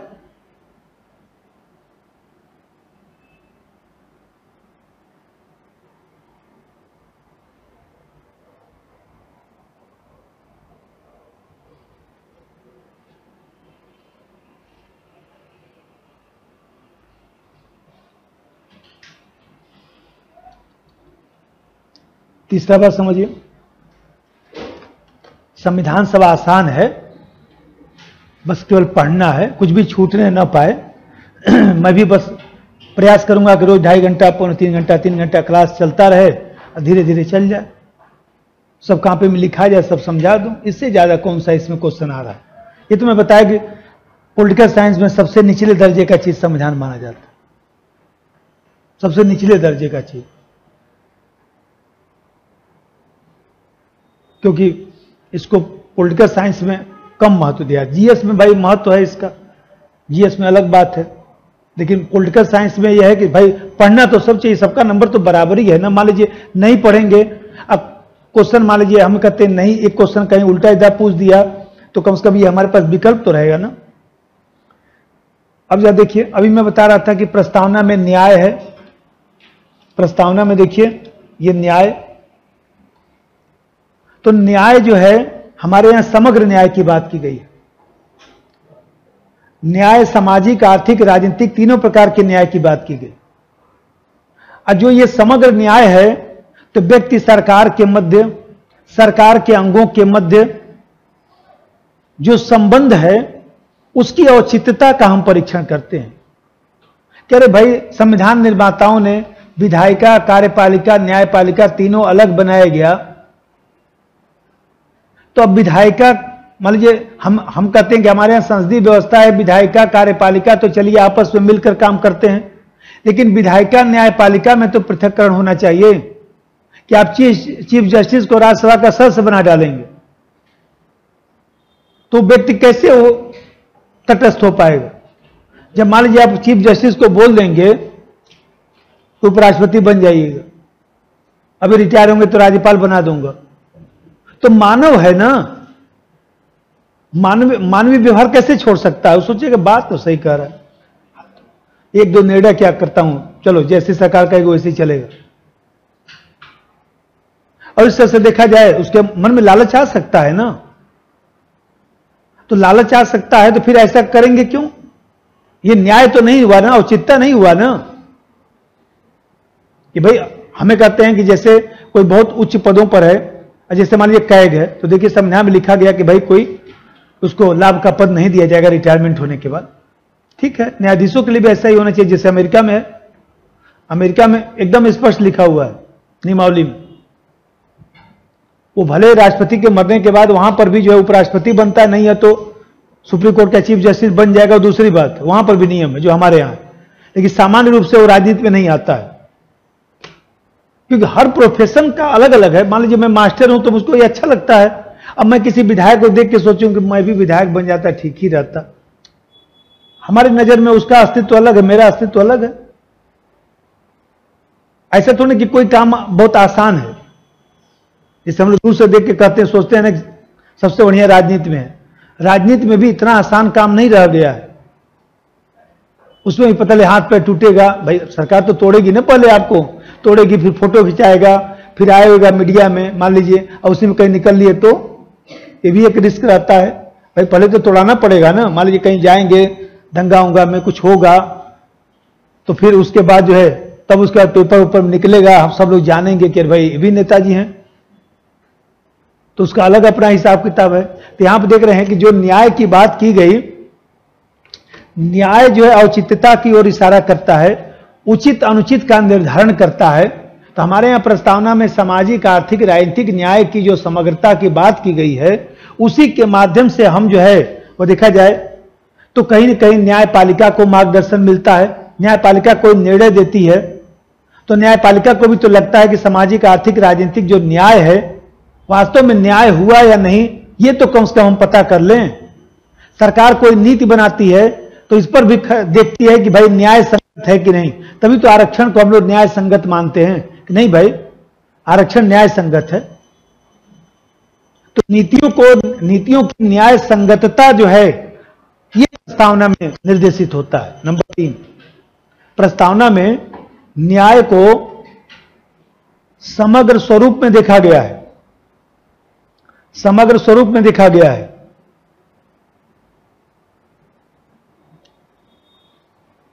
जिसके कारण सरकार के अंगों के मध्य,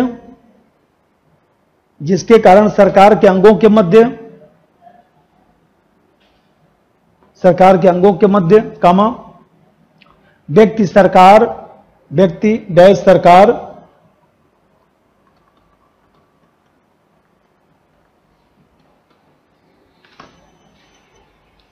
आदि संबंधों में औचित्यता को देखा जाता है, औचित्यता को देखा जाता है।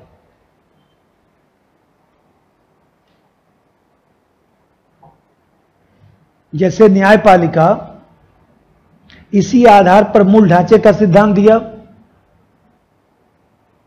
न्यायपालिका इसी आधार पर मूल ढांचे का सिद्धांत दिया।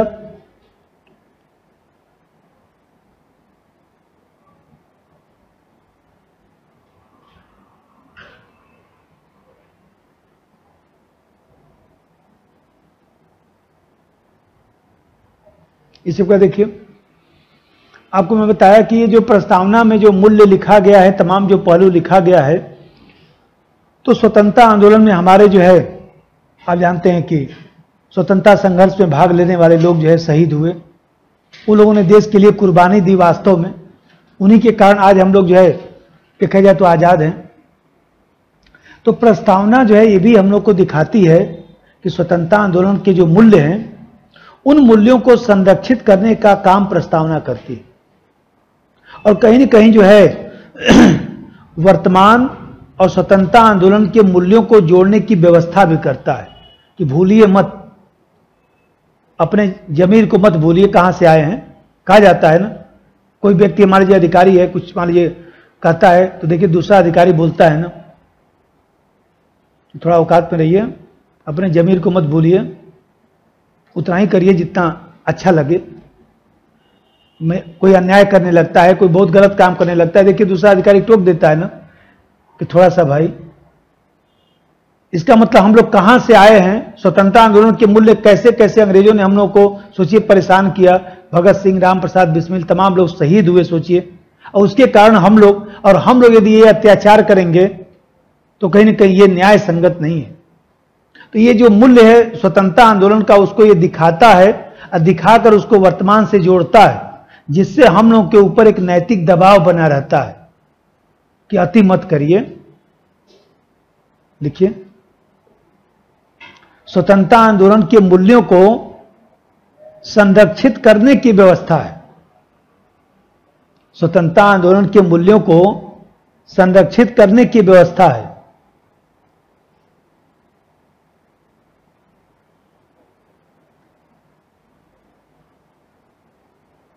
और साथ ही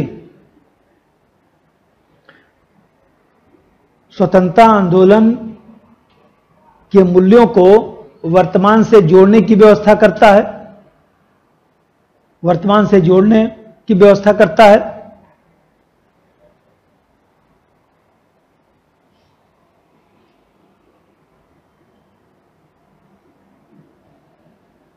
क्योंकि इन्हीं मूल्यों के आधार पर संविधान का निर्माण हुआ।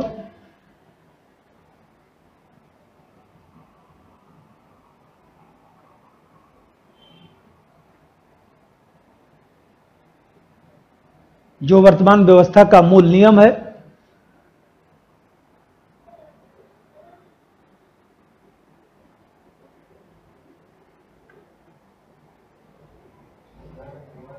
वर्तमान व्यवस्था का मूल नियम है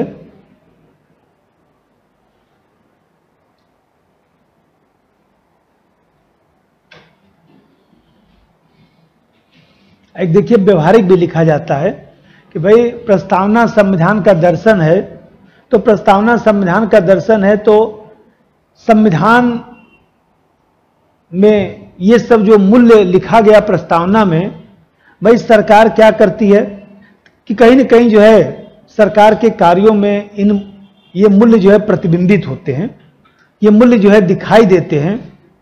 एक तरह से कह सकते हैं कि सरकार इन्हीं मूल्यों के आधार पर जो है, चाहे वो न्यायपालिका हो, निर्णय देती है। देखिए न्यायपालिका को हम लोग कहते हैं, भाई कोई ऐसा केस, जटिल केस आ जाता है, तो न्यायपालिका भले ही प्रस्तावना जो है न्यायालय द्वारा लागू नहीं कराया जा सकता, प्रस्तावना को लागू कराने के लिए आप न्यायालय में नहीं जा सकते हैं, लेकिन संविधान के निर्वचन करने में प्रस्तावना हमारी जो है सहायता करती है।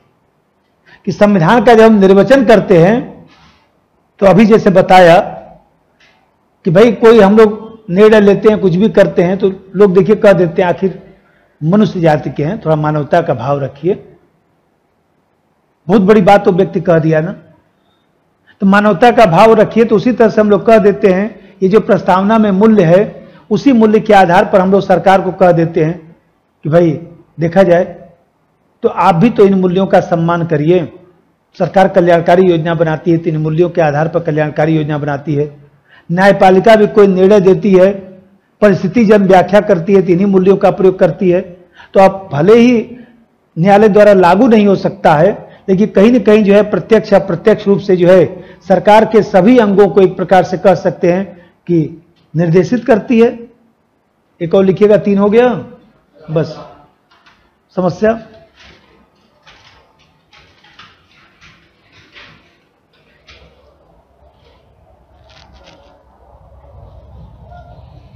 पहली समस्या तो यही है कि प्रस्तावना जो है न्यायालय द्वारा प्रवर्तनीय नहीं है, फोर्सेबल नहीं है।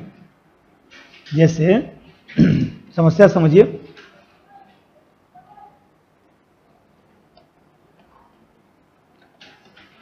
ये सब परीक्षा परिश्रमी लोगों की परीक्षा है, मेहनती लोगों की परीक्षा है, जुनूनी लोगों की परीक्षा है, और कुछ नहीं है।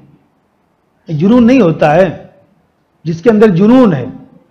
जैसे देखिए, सेना में भर्ती होने वाला व्यक्ति है, कभी देखिए कहीं कि मैं मान लीजिए हरिद्वार कभी सुबह सुबह जाता हूं, चाहे मान लीजिए चंडीगढ़ जाता हूं, या मान लीजिए पश्चिमी उत्तर प्रदेश कभी मेरठ जाता हूं, कभी मुरादाबाद जाता हूं सुबह सुबह, तो मैं देखता हूं कि वहां पर बच्चे एकदम जुनून से दौड़ रहे हैं सड़क के किनारे। तो जो बच्चे दौड़ रहे हैं, तो मैं ऐसे मान लीजिए गाड़ी खड़ा करके तो कभी पूछ भी लेता हूं कि कैसा तैयारी चल रहा है, किस चीज का तैयारी है, सेना में जाना है, मान लीजिए अच्छा लगा तो मान लीजिए हमें कहते हैं, जैसे देखिए उस व्यक्ति को जाड़ा गर्मी बरसात नहीं, दिसंबर में, और क्या दिसंबर में व्यक्ति जो है दौड़ रहा है, क्या जुनून है, मुझे सेना में जाना है। हरियाणा के लोग तो मान लीजिए हमें कहते हैं, खूब सेना में जाते हैं ना, तो देखिए चंडीगढ़ जाइए तो आपको दिखाई देगा। तो ये बताइए, उस व्यक्ति को कोई फर्क नहीं पड़ता, गर्मी है, जाड़ा है, बरसात है, क्या है, वो अपना सुबह उठ के जो है 10 किलोमीटर की दौड़ लगा रहा है। इस फील्ड में भी ऐसा ही जुनून चाहिए कि हमको अधिकारी बनना है बस। वही है कि इसमें थोड़ा दूसरे तरह की मेहनत है, तो वो तो मेहनत पे करना ही पड़ेगा। तो पहला समस्या क्या है, प्रवर्तनीय, कि यह प्रवर्तनीय नहीं है। प्रवर्तनीय नहीं है, इसका मतलब यह है कि लागू तो करा नहीं सकते, कोई इसका कानूनी महत्व तो है नहीं। जब कोई इसका कानूनी महत्व नहीं है, केवल नैतिक रूप से सरकार पर दबाव बनाता है, तो बताइए सिद्धांत और व्यवहार में तो अंतर आएगा ना। नंबर 1, प्रस्तावना न्यायालय द्वारा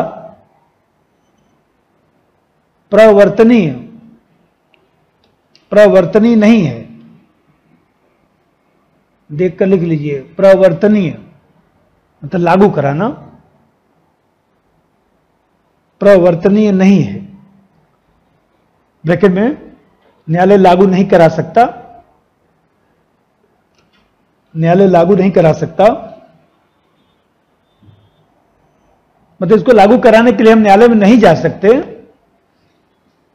ब्रैकेट बंद, अर्थात इसका कानूनी महत्व नहीं है, इसका कानूनी महत्व नहीं है।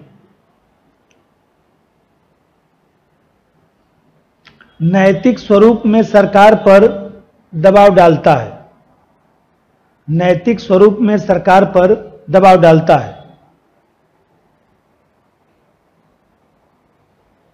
जिससे सिद्धांत और व्यवहार में अंतर आ जाता है, जिससे सिद्धांत और व्यवहार में अंतर आ जाता है, जिससे सिद्धांत और व्यवहार में अंतर आ जाता है।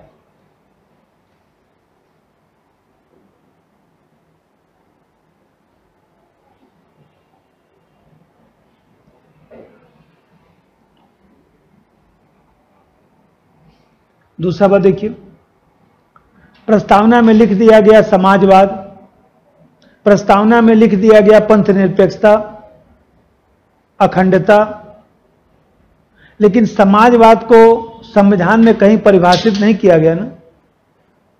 समाजवाद जो है वो देखा जाए तो हम लोगों के यहां जो है समाजवाद अनोखा समाजवाद है।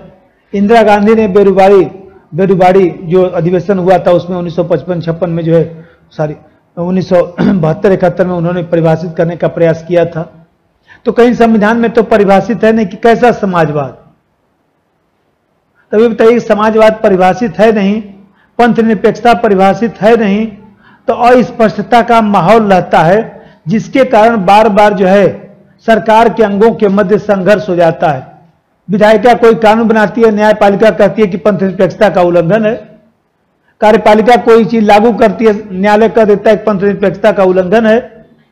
तो अब सरकार के अंग ही आपस में लड़ेंगे, संघर्ष करेंगे, तो इससे लोकतंत्र हमारा कमजोर होता है। नंबर 2, प्रस्तावना में लिखित अनेक शब्द, प्रस्तावना में लिखित अनेक शब्द डैश समाजवाद, पंथ निरपेक्षता, सामाजिक न्याय,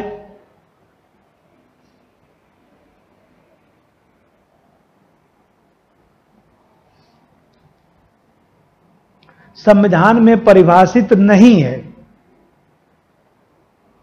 संविधान में परिभाषित नहीं है।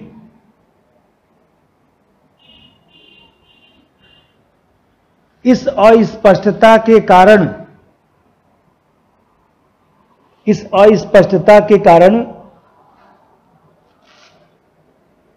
सरकार के अंगों के मध्य संघर्ष की स्थिति उत्पन्न होती है।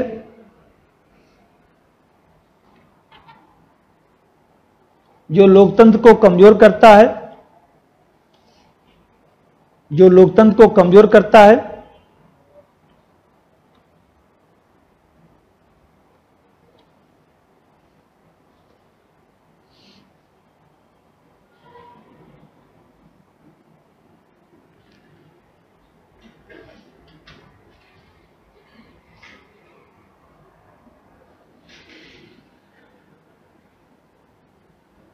तीसरा बात समझिए भाई, प्रस्तावना वर्तमान में संविधान का अंग है, न्यायालय ने कह दिया। अभी आगे पढ़ाता हूं। प्रस्तावना संविधान का अंग है और संशोधन का अधिकार संसद को दिया गया है। अब प्रस्तावना में संशोधन किस बहुमत से होता है? विशेष बहुमत से। 3 कैटेगरी होता है ना संशोधन में। अब पॉलिटिकल साइंस के आप लोग हैं, ऐसा गलती मत करिए। मान लीजिए हमें कहते हैं एक साधारण बहुमत होता है, साधारण बहुमत, एक होता है विशेष बहुमत, एक होता है विशेष बहुमत, एक होता है विशेष बहुमत प्लस आधे या आधे से ज्यादा राज्यों का अनुसमर्थन। 3 कैटेगरी होता है ना संशोधन का। तो साधारण बहुमत में जैसे मान लीजिए सामान्य जो बातें हैं, जैसे नए राज्यों का गठन है, नागरिकता में परिवर्तन है, वेतन में परिवर्तन है, ये सब, या 169 के तहत विधान परिषद का गठन है, संसदीय विशेषाधिकार है, सुप्रीम कोर्ट में न्यायाधीशों की संख्या मान लीजिए बदलना है सब। अब विशेष बहुमत का मतलब जो विशेष बातें हैं, जैसे प्रस्तावना है, आपातकाल है, मूल अधिकार है, डीपीएसपी है, मूल कर्तव्य है, ये सब बातें इसमें आती हैं। और बाकी जो है केंद्र राज्य संबंधों से संबंधित जितनी बातें हैं सब तीसरी कैटेगरी में आती हैं। विशेष बहुमत प्लस आधे या आधे से ज्यादा राज्यों का अनुसमर्थन, उसमें जैसे ऐसी बातें जो केंद्र राज्य दोनों को प्रभावित करती हैं। जैसे मान लीजिए हमें कहते हैं कि हमारे यहाँ राष्ट्रपति के निर्वाचन प्रक्रिया में परिवर्तन है। मान लीजिए कोई केंद्र सूची से किसी विषय को निकालकर समर्थित सूची में रखना है, राज्य सूची से किसी विषय को निकालकर केंद्र सूची में रखना है, तो जो केंद्र राज्य संबंधों को प्रभावित करते हैं वो तीसरी कैटेगरी में आता है। तो आप देख रहे हैं कि प्रस्तावना संशोधन करने के लिए विशेष बहुमत की आवश्यकता। अब विशेष बहुमत जो है पूरा सदन के सहमति की तो बात है नहीं भाई। जो विशेष बहुमत है उसमें उसको दोहरा बहुमत कहते हैं ना। दोहरा बहुमत इसलिए कहते हैं कि पहले जो जैसे मान लीजिए अभी 543 हैं तो उसमें से आधा से ज्यादा पक्ष मतदान कर दें, और दूसरा उसमें कंडीशन होता है कि पहले 2/3 उपस्थित हो जाएं और उसमें से 2/3 पक्ष मतदान कर दें, और जो दूसरे वाले कंडीशन में मतदान होगा वो पहले वाले से ज्यादा होना चाहिए। तो हम कहते हैं कि यहां पर पूरा सदन की सहमति की तो बात है नहीं। जब पूरा सदन की सहमति की बात नहीं है तो इसका मतलब कि कोई भी दल जो है बहुमत में आकर प्रस्तावना की मूल प्रवृत्ति को नष्ट कर सकता है। भले ही न्यायपालिका बाद में असंवैधानिक घोषित कर दे, लेकिन कहीं न कहीं कुछ दिन के लिए तो समस्या आ गया ना। तो इससे जो है समस्या बढ़ सकता है, क्योंकि सरकार प्रस्तावना में कुछ मान लीजिए शब्द जोड़ दिया, कुछ घटा दिया। जैसे मान लीजिए हमें कहते हैं सरकार समाजवाद निकाल दे, पंथ निरपेक्षता निकाल दे, तो हम लोग क्या कर लेंगे? न्यायपालिका मुकदमा चलेगा। मान लीजिए न्यायपालिका बाद में असंवैधानिक घोषित करेगा, दूसरी बात। फिलहाल तो दिक्कत आ गया ना। नंबर 3, प्रस्तावना संविधान का अंग है। प्रस्तावना संविधान का अंग है और संशोधन का अधिकार संसद को दिया गया है। संशोधन का अधिकार संसद को दिया गया है। विशेष बहुमत से सरकार इसमें संशोधन कर सकती है।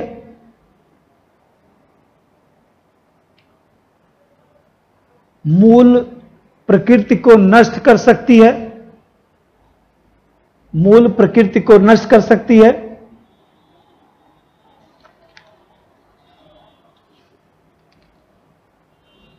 भले ही बाद में न्यायपालिका असंवैधानिक घोषित कर दे, भले ही न्यायपालिका बाद में असंवैधानिक घोषित कर दे,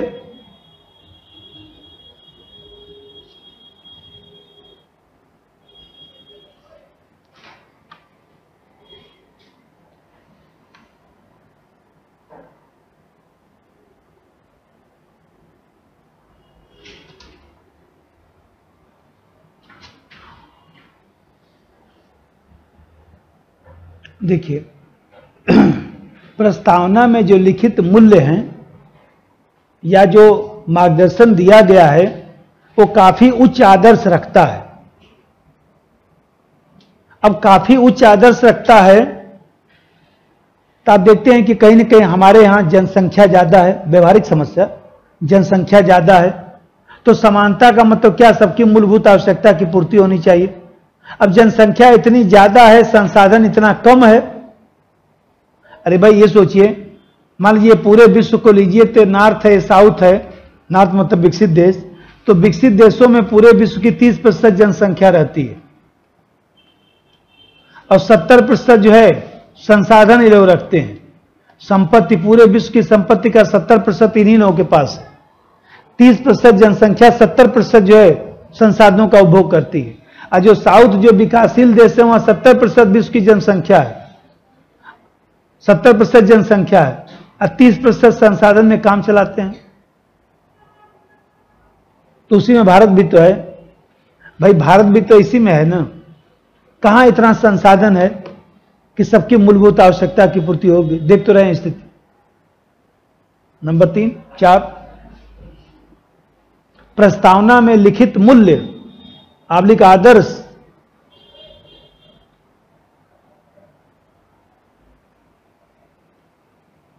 लिखित मूल्य आबलिक आदर्श व्यवहार में लागू नहीं हो पा रहे हैं, क्योंकि एक तरफ जनसंख्या ज्यादा है, एक तरफ जनसंख्या ज्यादा है, तो दूसरी ओर सरकार के पास संसाधनों की कमी है, सरकार के पास संसाधनों की कमी है।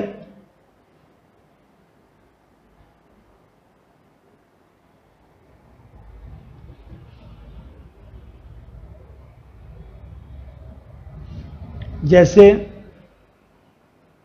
समानता,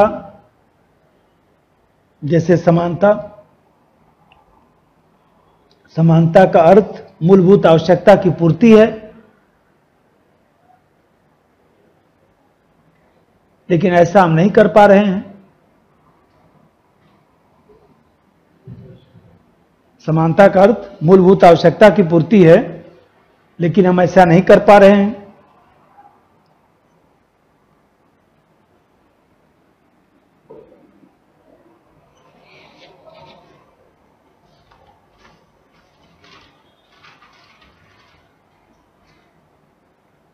ठीक है, अब जैसे समझिए। अच्छा ठीक, 3, 4 हो गया। ऐसे लिखा, प्रस्तावना के महत्व का आलोचनात्मक परीक्षण, सीधा लिख दिए, काम खत्म हो गया। अब इसमें मैं बताया आपसे दर्शन और विशेषता। पहले कंसेप्ट समझ लीजिए, विशेषता आबलिक दर्शन, संविधान का विशेषता आबलिक दर्शन। अब देखिए, ये बड़ा गोला जो है विशेषता है, ये बड़ा गोला विशेषता है, इसके भीतर छोटा गोला दर्शन है। पहले तो ये कंसेप्ट क्लियर करिए।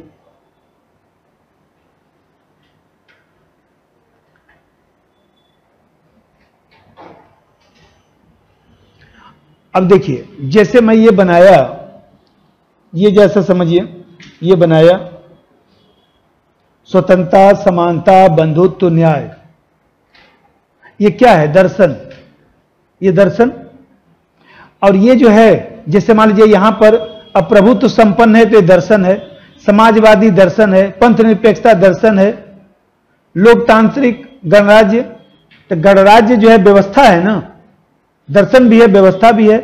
ये बताइए, सत्ता का स्रोत जनता, ये विशेषता में आएगा।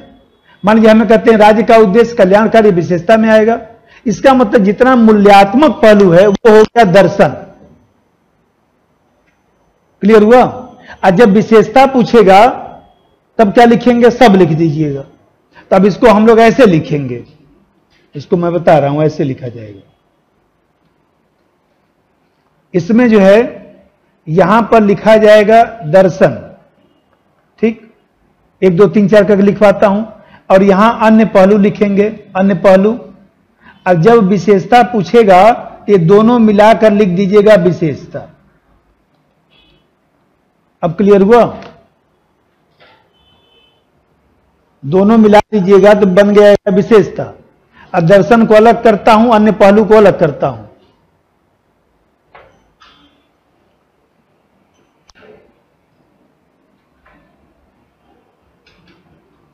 उसमें लिखा है।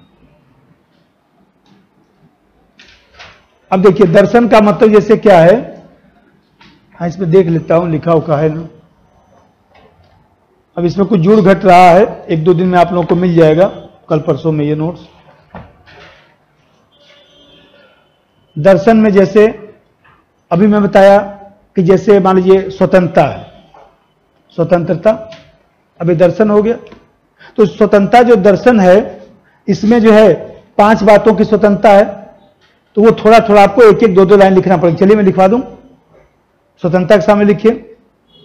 इसमें विचार अभिव्यक्ति, इसमें विचार अभिव्यक्ति, विश्वास, धर्म तथा उपासना की स्वतंत्रता दी गई है।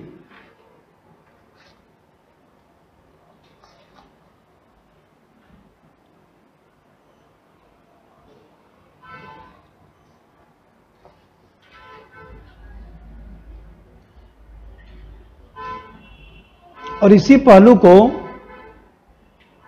अनुच्छेद 19, इसी पहलू को अनुच्छेद 19, 25 आदि अनुच्छेदों में विस्तारित किया गया है।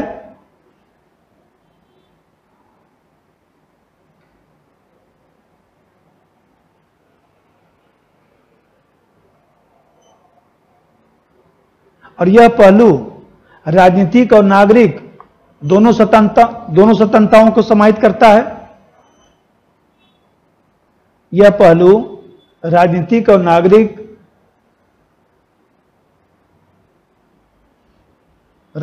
नागरिक दोनों स्वतंत्रताओं को समाहित करता है।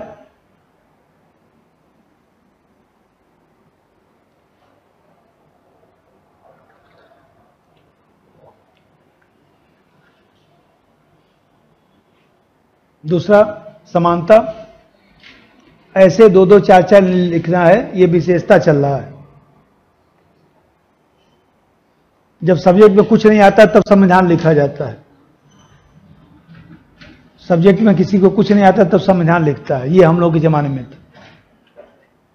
ये तो वैसे भी आप लोग सब्जेक्ट में बस यही है कि सब्जेक्ट में थोड़ा सा अलग अलग टॉपिक है। इसमें जो है देखते हैं कि जैसे जीएस वाला टॉपिक इसमें मतलब 50% तो मेल खाता है, 50-60% तो मेल खाता है, लेकिन बाकी अलग हो जाता है। जैसे आप देखते हैं कि अब यहां पर जो है हम लोग के यहां दूसरे तरह का पहलू रख दिया गया और जीएस में दूसरे तरह का पहलू रख दिया गया। 50% लगभग 40-50% तो अलग हो जाता है जीएस में, क्योंकि अन्य देशों से तुलना हम लोग क्या नहीं रखा गया। फिर हम लोग के यहां जो है वो देखा जाए तो जनप्रतिनिधि कानून नहीं रखा गया, जीएस में ये सब रखा गया। अब समानता का मतलब क्या हुआ? अभी मैं बता रहा था कि जो व्यक्तित्व है उस व्यक्तित्व का जो है वह विकास करना, और समानता का मतलब यह हुआ कि सभी मनुष्यों को समान अवसर उपलब्ध कराना, जैसे मान लीजिए जाति, धर्म, इन सब आधारों पर भेदभाव न किया जा सके। 2 लाइन लिखिए समानता में। व्यक्तित्व के समुचित विकास के लिए, व्यक्तित्व के समुचित विकास के लिए प्रत्येक मनुष्य को समान अवसर उपलब्ध कराना, समान अवसर उपलब्ध कराना,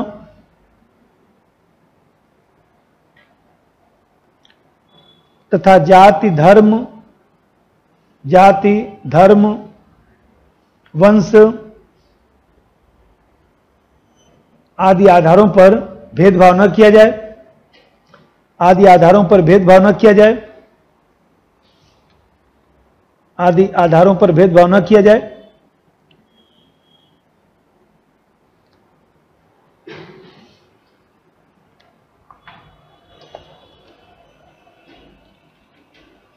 जैसे मान लीजिए हम लोग लिखते हैं पंथ निरपेक्षता,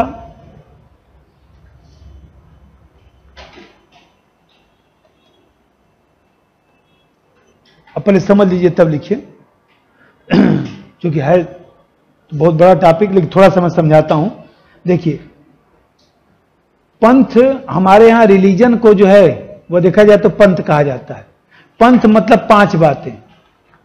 जो रिलीजन होता है उसमें 5 बातें जरूर होंगी। एक तो होता है अलौकिकता, बस सुन लीजिए, लिखिए उखिए मत, अलौकिकता। दूसरा होता है स्थल, कुछ पुस्तकें, फिर जो है मोक्ष, अलौकिकता, स्थल, पुस्तक, मोक्ष, और एक चीज और होता है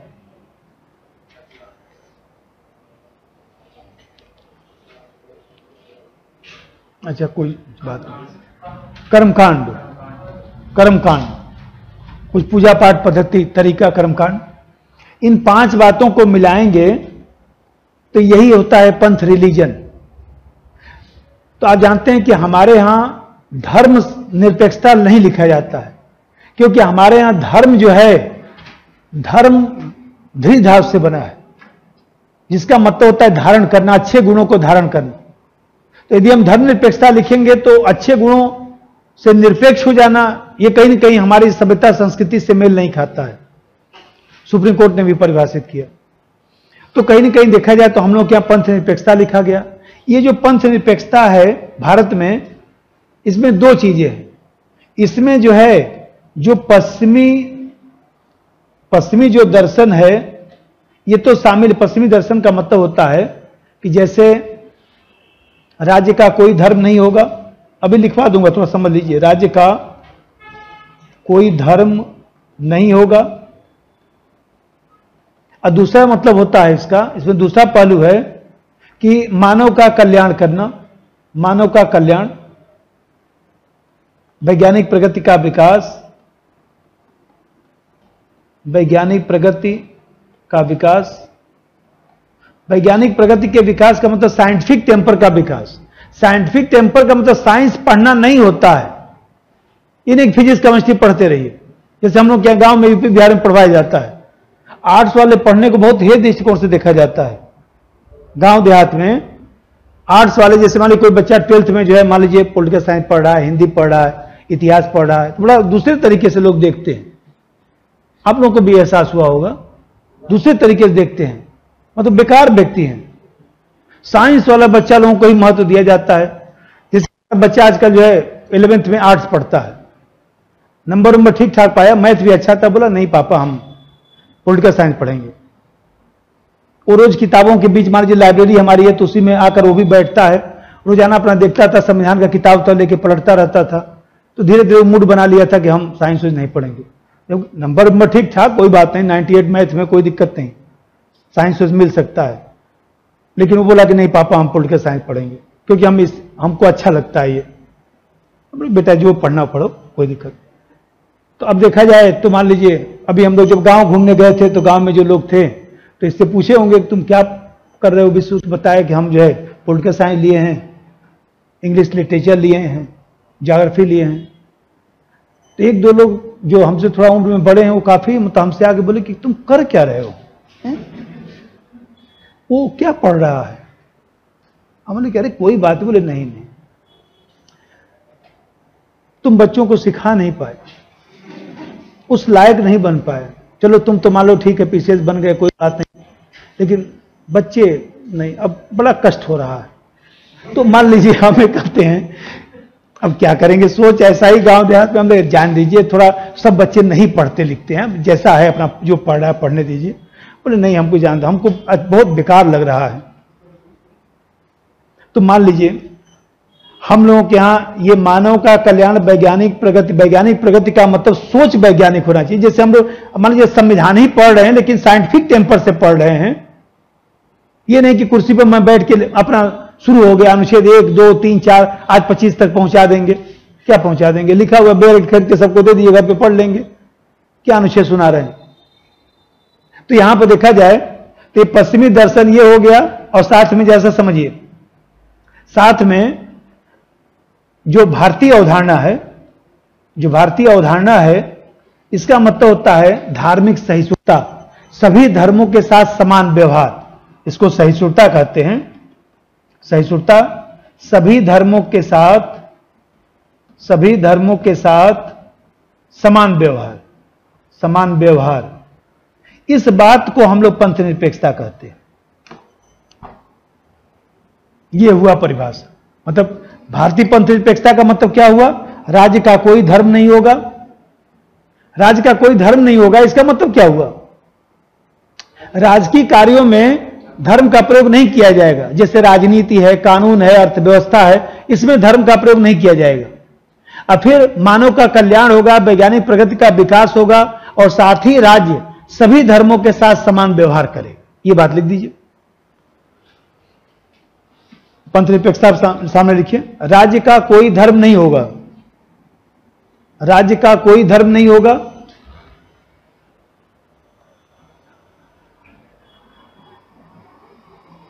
राज्य का कोई धर्म नहीं होगा, अर्थात राजकीय कार्यों डैश राजनीति, कानून,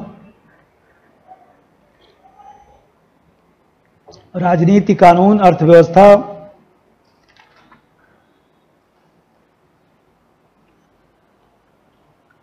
आदि में धर्म का प्रयोग नहीं किया जाएगा, आदि में धर्म का प्रयोग नहीं किया जाएगा।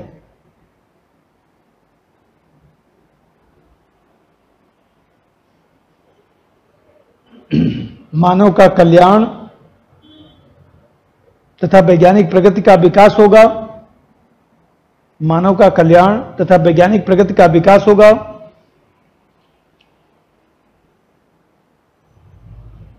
वैज्ञानिक प्रगति का विकास होगा, और राज्य सभी धर्मों के साथ समान व्यवहार करेगा।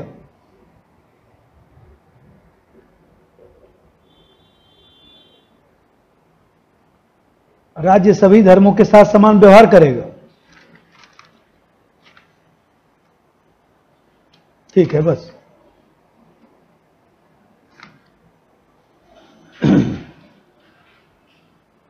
और नंबर 4 कुछ और लिखिए दर्शन में। जैसे देखिए हमारे यहां लिखा गया संपूर्ण प्रभुत्व संपन्न, यह भी दर्शन है। प्रभुत्व संपन्न, संपूर्ण प्रभुत्व संपन्न,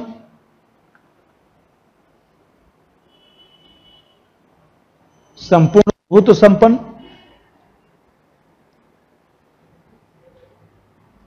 भाई जो सोवरेंटी है, तो हम लोग सोवरेन हैं। सोवरेन का मतलब हुआ कि भारत पर किसी प्रकार का न तो कोई आंतरिक दबाव है, न तो कोई बाहरी दबाव है। देश के भीतर कोई भी कानून सरकार बना सकती है, और सरकार जो है किसी भी वैदेशिक संबंध का निर्धारण कर सकती है।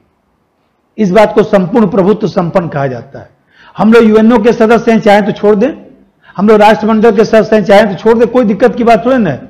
जो यूट्यूब पर आता है कि राष्ट्रमंडल के हम लोग सदस्य हैं, अभी भी गुलाम है, सब फर्जी का बात। अरे भाई हम अपनी इच्छा से जब छोड़ दें तो हम संप्रभुत्व हुए, हमारी इच्छा। लिख दीजिए, भारत पर किसी भी प्रकार का न तो आंतरिक दबाव है, न तो बाह्य, न तो आंतरिक दबाव है, न तो बाह्य।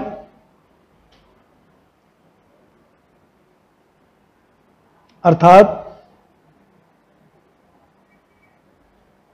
सरकार देश के भीतर कोई भी कानून बना सकती है।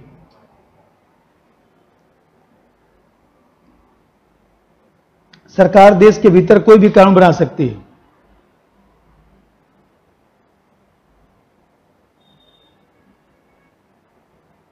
और वैदेशिक संबंधों का निर्धारण कर सकती है, और वैदेशिक संबंधों का निर्धारण कर सकती है।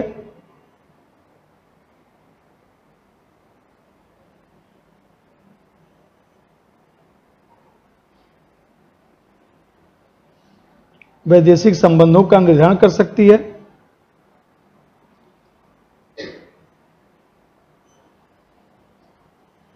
इसे कहते हैं, जैसे मान लीजिए स्वतंत्रता, समानता, अब न्याय लिख दीजिए। न्याय ऐसे एक तरीका सिखा रहा हूं कि छोड़ ओढ़ के मत आ जाइएगा, ये सब फालतू का चीज है। प्रस्तावना की विशेषता छोड़ के चले आए, प्रस्तावना का दर्शन छोड़ के चले आए, आपसे ज्यादा हमको कष्ट हो जाएगा। ये क्यों भी छोड़ के चले आए, इसमें क्या समझ में नहीं आ रहा था। ये तो ऐसे आंख बंद करके लिखते तब भी लिखा गया होता। ये सब कौन सा, बस इसीलिए पढ़ा रहा हूं कि भैया अपना भी इज्जत बना रहे, कि जब तक पढ़ा रहा हूं तब तक कम से कम पता चले कि सड़क पर टीचर जा रहा है, बच्चे लोग जानते यही जा रहे हैं, सिलेबस नहीं खत्म किए। इनकी वजह से मैं इस बार फेल हुआ हूं। पढ़ाए थे, एक भी क्वेश्चन आया नहीं ढंग का। तब बताइए बाबू, समझना अब इस उम्र में नहीं सुनने का मन करेगा ना। अब जैसा समझिए न्याय, न्याय का मतलब जैसे मैं बताया कि समग्र न्याय है। समग्र न्याय का मतलब इसमें सामाजिक, आर्थिक, राजनीतिक तीनों प्रकार का न्याय है। और देखा जाए तो यहां पर जो है ये लोकतंत्र की स्थापना के लिए मदद करता है। क्यों? क्योंकि लोकतंत्र में स्वतंत्रता, समानता, न्याय की जो कल्पना की गई है, तो हमारा लोकतंत्र न्याय संगत बन सके, हमारा लोकतंत्र जो है व्यापक बन सके, इसलिए न्याय को समग्र रूप में स्वीकार किया गया है। देखिए न्याय शब्द का विशेष महत्व है।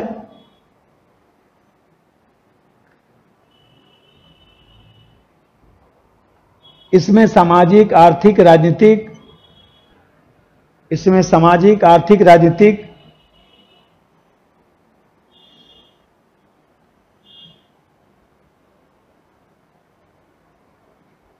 सामाजिक, आर्थिक, राजनीतिक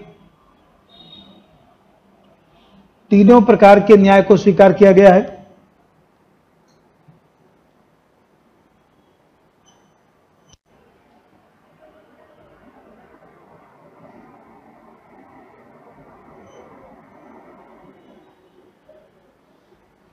जो स्वतंत्रता के लिए, जो स्वस्थ लोकतंत्र के लिए, जो स्वस्थ लोकतंत्र के लिए आवश्यक है,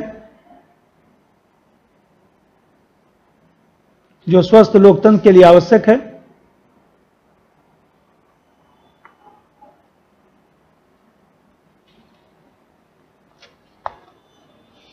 अब देखिए ऐसे लिखा जाएगा ना ये। अब इस तरह से इसकी व्याख्या ये सब चलेगी। जैसे मान लीजिए गणतंत्र है। अब जैसे गणतंत्र हम लोग कहते हैं या गणराज्य कहते हैं, तो अब गणराज्य को हम लोग अन्य पहलू में भी लिख सकते हैं। जैसे मान लीजिए एग्जाम में आपने ये सब लिखा, तीन चार हो गया ना, मान लीजिए ये सब लिखा। अब अन्य पहलू में भी कुछ लिख दीजिए, अन्य पहलू में लिखिए। अन्य पहलू में, अब इसे अन्य पहलू में क्या है? गणराज्य है। अब गणराज्य जो है वो विशेषता भी है, और गणराज्य जो है दर्शन भी है, लेकिन विशेषता को ज्यादा उसमें माना जाएगा अन्य पहलू। गणराज्य का मतलब रिपब्लिक। रिपब्लिक, अब रिपब्लिक कहां से लिया गया है? फ्रांस से। रिपब्लिक फ्रांस से। तो आप देखते हैं कि ये जो फ्रांस से रिपब्लिक लिया गया, तो रिपब्लिक, गणराज्य या गणतंत्र एक ही बात है सब। तो आप देखते हैं कि जब हम लोग गणराज्य कहते हैं तो इसका मतलब क्या हुआ? नागरिक किसी भी पद को धारण कर सकता है। हमारे यहां राष्ट्रपति का भी चुनाव होगा, मतलब कि हमारे यहां कोई भी पद वंशानुगत नहीं हो सकता है। इस बात को हम बोलेंगे कि यह गणराज्य है। लिख दीजिए, नागरिक किसी भी उच्च पद को धारण कर सकता है। नागरिक किसी भी उच्च पद को धारण कर सकता है। किसी भी उच्च पद मतलब सार्वजनिक पद, किसी भी उच्च पद को धारण कर सकता है। जाति, धर्म, भाषा के आधार पर प्रतिबंध नहीं होगा। राष्ट्रपति उपराष्ट्रपति के लिए कैसे प्रतिबंध है? कोई यहां पर सिस्टम उस तरह छोड़ना है। जाति, धर्म, भाषा के आधार पर कोई प्रतिबंध नहीं होगा। आनुवांशिक वंशानुगत प्रथा का समापन हो गया है। आनुवांशिक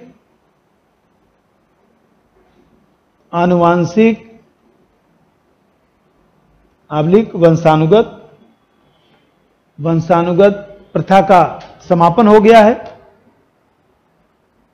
जैसे यहां पर लिख दीजिए, जैसे राष्ट्रपति का चुनाव अप्रत्यक्ष तरीके से होता है। भाई चुनाव तो होता है ना, प्रत्यक्ष हो चाहे अप्रत्यक्ष हो।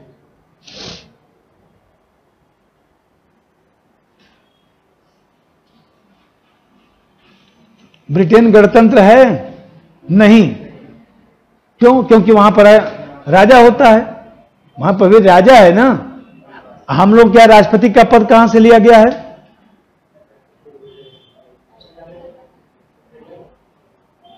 राष्ट्रपति का पद ब्रिटेन से, एकदम सही। ब्रिटेन के राजा के समान हमारा राष्ट्रपति पद है। हाँ भाई, ब्रिटेन के राजा के समान इसलिए क्योंकि संसदीय व्यवस्था है, वहां पर नॉमिनल हेड है। हमारे यहां नॉमिनल हेड है। हमारे यहां राष्ट्रपति का पद अमेरिका से नहीं, उपराष्ट्रपति का पद अमेरिका से। अब दूसरा बात समझिए, ऐसे कुछ अन्य पहलू में भी लिखवा दें।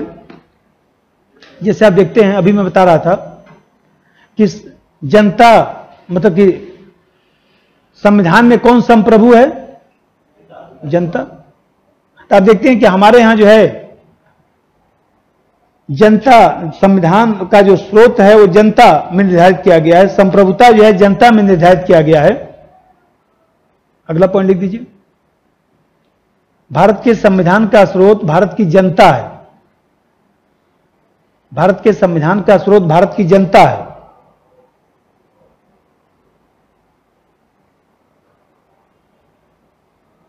अंतिम सत्ता जनता में निहित है। अंतिम सत्ता जनता में निहित है।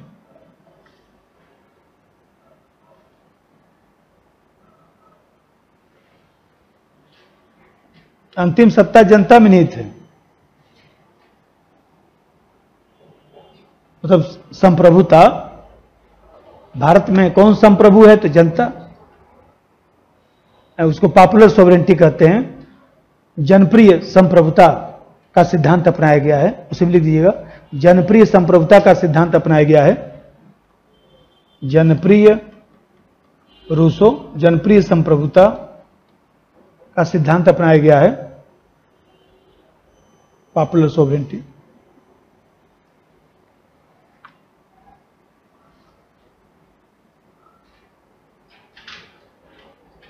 इसी को देखिए, अभी जैसे मैं बता रहा था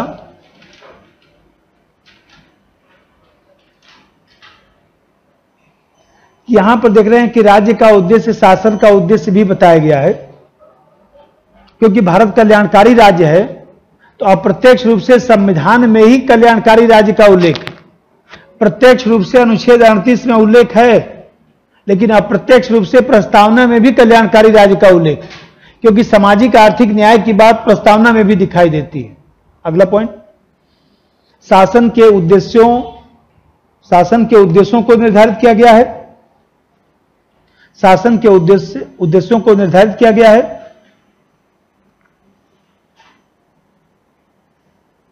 और कल्याणकारी राज्य की स्थापना की गई है। कल्याणकारी राज्य की स्थापना की गई है।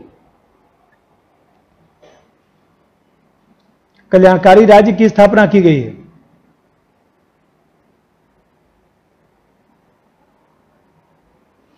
जिसका उल्लेख अप्रत्यक्ष रूप से प्रस्तावना में दिखाई देता है, जिसका उल्लेख अप्रत्यक्ष रूप से प्रस्तावना में दिखाई देता है।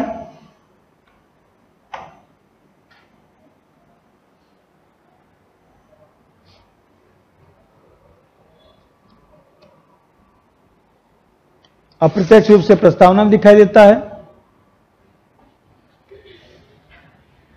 इसे क्या देखिए,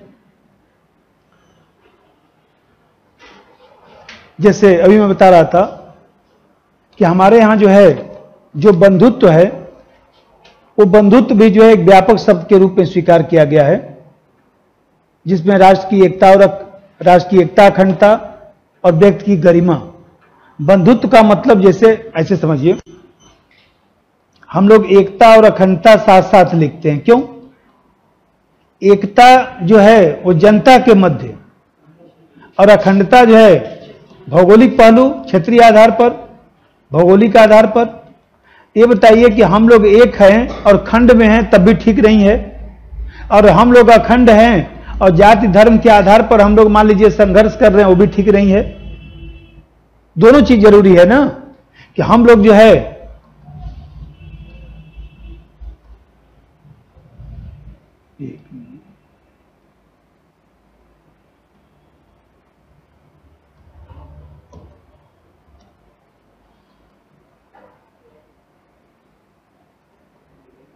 अच्छा,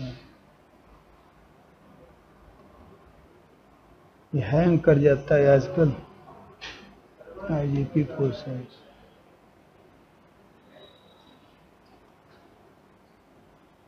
तो जैसे आप देखते हैं कि हमारे यहां जो है, हमारे यहां जैसे समाजवाद है, जैसे मैं बता रहा था कि बंधुत्व, तो बंधुत्व को भी व्यापक रूप में स्वीकार किया गया है। तो एक पहलू और लिखिए, अगला पॉइंट, बंधुत्व, छोटा सेटिंग बना के लिखिए। बंधुत्व यह व्यापक शब्दावली के रूप में है। इसमें राष्ट्र की एकता और अखंडता, यह व्यापक शब्दावली के रूप में है। इसमें राष्ट्र की एकता और अखंडता तथा व्यक्ति की गरिमा,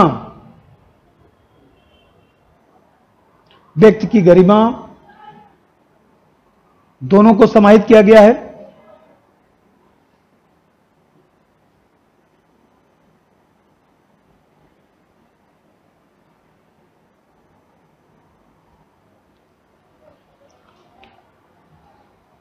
ठीक ऐसे लिखा जाएगा जैसे समाजवाद है।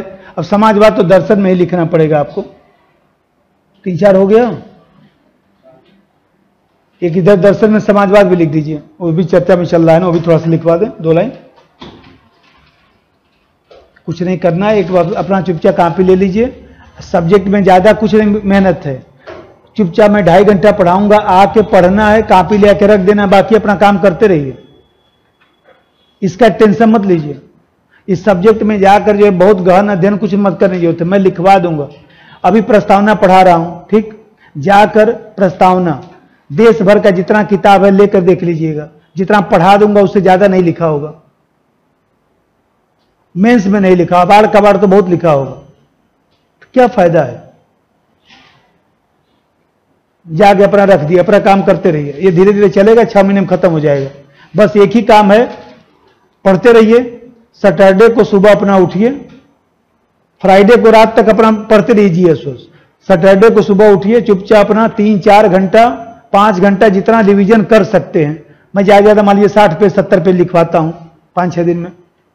एक दिन में मान लीजिए 5-7 पेज 8 पेज 10 पेज ज्यादा, तो मान लीजिए उसको अपना बैठ के 5-6 घंटा में 2-3 बार पढ़ के कॉपी बंद करके आके टेस्ट दे के जाके सो जाइए, खाना खा के, काम खत्म हो गया। इतना ही सब्जेक्ट का काम है, इससे ज्यादा कुछ नहीं। कि हफ्ते में 1 दिन रिवीजन करना है, आके टेस्ट देना है, क्योंकि जो हमने पढ़ा हम कितना लिख पा रहे हैं, बस इतना। अब बाकी अपना जीएस जो पढ़ना हो पढ़ते रहिए सब। समाजवाद, अब समाजवाद का मतलब समझिए। हमारे यहां मूल प्रस्तावना में तो था नहीं, 42वां संशोधन 1976 द्वारा जोड़ा गया समाजवाद। और आप जानते हैं कि हमारे यहां जो समाजवाद है वो पश्चिमी समाजवाद नहीं है। हमारा समाजवाद अनोखा समाजवाद है, समाज की संरचना के अनुरूप समाजवाद। जैसी समाज में आवश्यकता होगी उस हिसाब से हम समाजवाद को अपनाएंगे। जैसा हमारा समाज का ढांचा होगा उसके हिसाब से हम समाजवाद को बढ़ावा देंगे। लिख दीजिए, मूल प्रस्तावना में नहीं था, बल्कि 42वां संशोधन द्वारा जोड़ा गया। 42वां संशोधन द्वारा जोड़ा गया।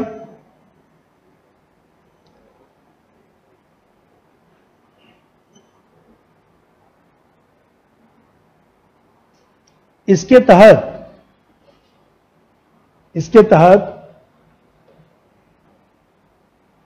समाज की समाजवादी संरचना के अनुरूप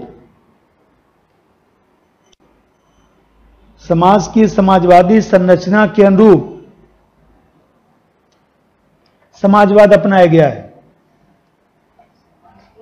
समाज की समाजवादी संरचना के अनुरूप समाजवाद अपनाया गया है,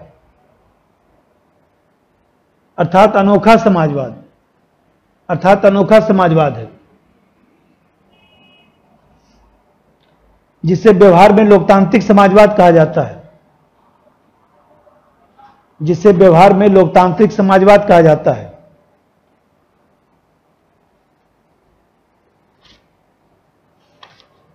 जिसे व्यवहार में लोकतांत्रिक समाजवाद कहा जाता है।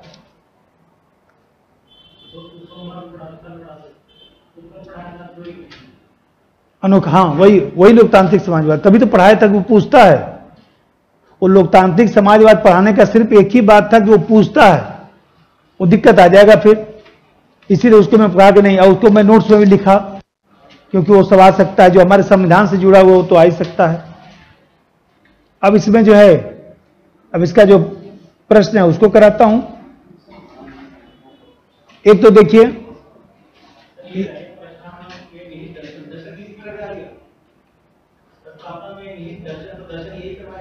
दर्शन लिखवाया हूं, ये रहा। अभी करा देता हूं प्रस्तावना। क्वेश्चन पढ़िए 10 साल में, देखिए ऐसा कौन सा क्वेश्चन जो आपको समझ में नहीं आएगा। ये देखिए, ये लिखवाया विशेषता अवलिक दर्शन, तो दर्शन इधर लिखवाया हूं और अन्य पहलू इधर लिखवाया हूं। ये दोनों को मिला देंगे, यहीं पर ध्यान रखिए, ए और ये हो गया बी और ये हो गया सी। तो इसका मतलब कि विशेषता बराबर ए प्लस बी, बस दोनों मिलाकर विशेषता लिखा जाएगा। और जब दर्शन पूछेगा तो केवल ए लिख कर आइएगा बस, और उसमें विशेषता मत इसको लिखना शुरू कर दीजिएगा उधर।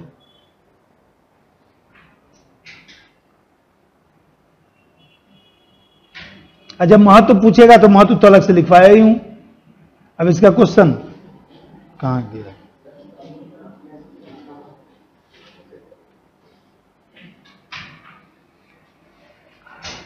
प्रस्तावना भारतीय संविधान या राजनीतिक व्यवस्था की जन्म कुंडली है। ये तो आप लोगों के उसमें भी है, क्या बोलते, मॉडल आंसर में भी लिखा हूं। हाँ, तो आप लोग लिख लेंगे, मैं दोबारा एक बार बोलता हूं। बल्कि आप लोग जो है इस जन्म कुंडली को मैं बोलता हूं, कल 150 शब्द आप लोग लिख के लाइएगा, पेज में बंटवाता हूं। एक बार समझाता हूं, अच्छा सा लिखिए, यहीं पर लिखिए, घर से क्या लिख के लाएंगे। पेज बांटो, एक बार समझा रहा हूं, पहले ध्यान से समझिए। देखिए, जन्म कुंडली का मतलब होता है कि ऐसा प्रपत्र जिसमें भूतकाल और भविष्य दोनों का रेखांकन किया जाता हो। हमारे यहां प्रस्तावना भी इसी तरह दिखाई देता है। प्रस्तावना में भी भूत, वर्तमान, भविष्य तीनों के पहलू दिखाई देते हैं।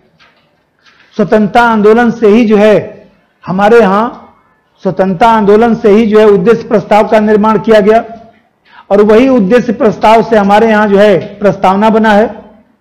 और दूसरी तरफ प्रस्तावना जो है संविधान का सार तत्व है। प्रस्तावना में जो है मूल्यों का उल्लेख किया गया है, स्वतंत्रता, समानता, न्याय, बंधुत्व, इस तरह के मूल्यों का उल्लेख है जो भविष्य का निर्धारण करते हैं। और दूसरी तरफ जो है राज्य सरकार के बारे में जो प्रस्तावना बताता है, सत्ता का स्रोत, राज्य की प्रकृति, राज्य का उद्देश्य, ये सब बताता है। ये हमारे यहां जो है एक प्रकार से कह सकते हैं कि वर्तमान व्यवस्था की ओर इशारा करता है। इस प्रकार देखा जाए तो प्रस्तावना जो है, जिस तरह जन्म कुंडली व्यक्ति का सारतत्व होता है, उसी तरह प्रस्तावना भी सारतत्व के रूप में है और व्यवहारिक रूप से भी ऐसा दिखाई देता है। न्यायपालिका जटिल मामलों में व्याख्या करते समय प्रस्तावना के मूल्यों का समावेशन कर रहा है। सरकार भी नीति बनाते समय प्रस्तावना के मूल्यों को जो है रेखांकित करती है। इस प्रकार स्पष्ट है कि सिद्धांत और व्यवहार दोनों धरातलों पर यह जो है वह देखा जाए तो एक इसेंस है, सारतत्व है। इसीलिए इसको जो है जन्म कुंडली कहा जाता है। अब कॉपी बंद लिखिए। सब्सक्राइब कीजिए हमारे चैनल को और बेल आइकॉन को दबाइए हमारी लेटेस्ट वीडियो सबसे पहले देखने के लिए।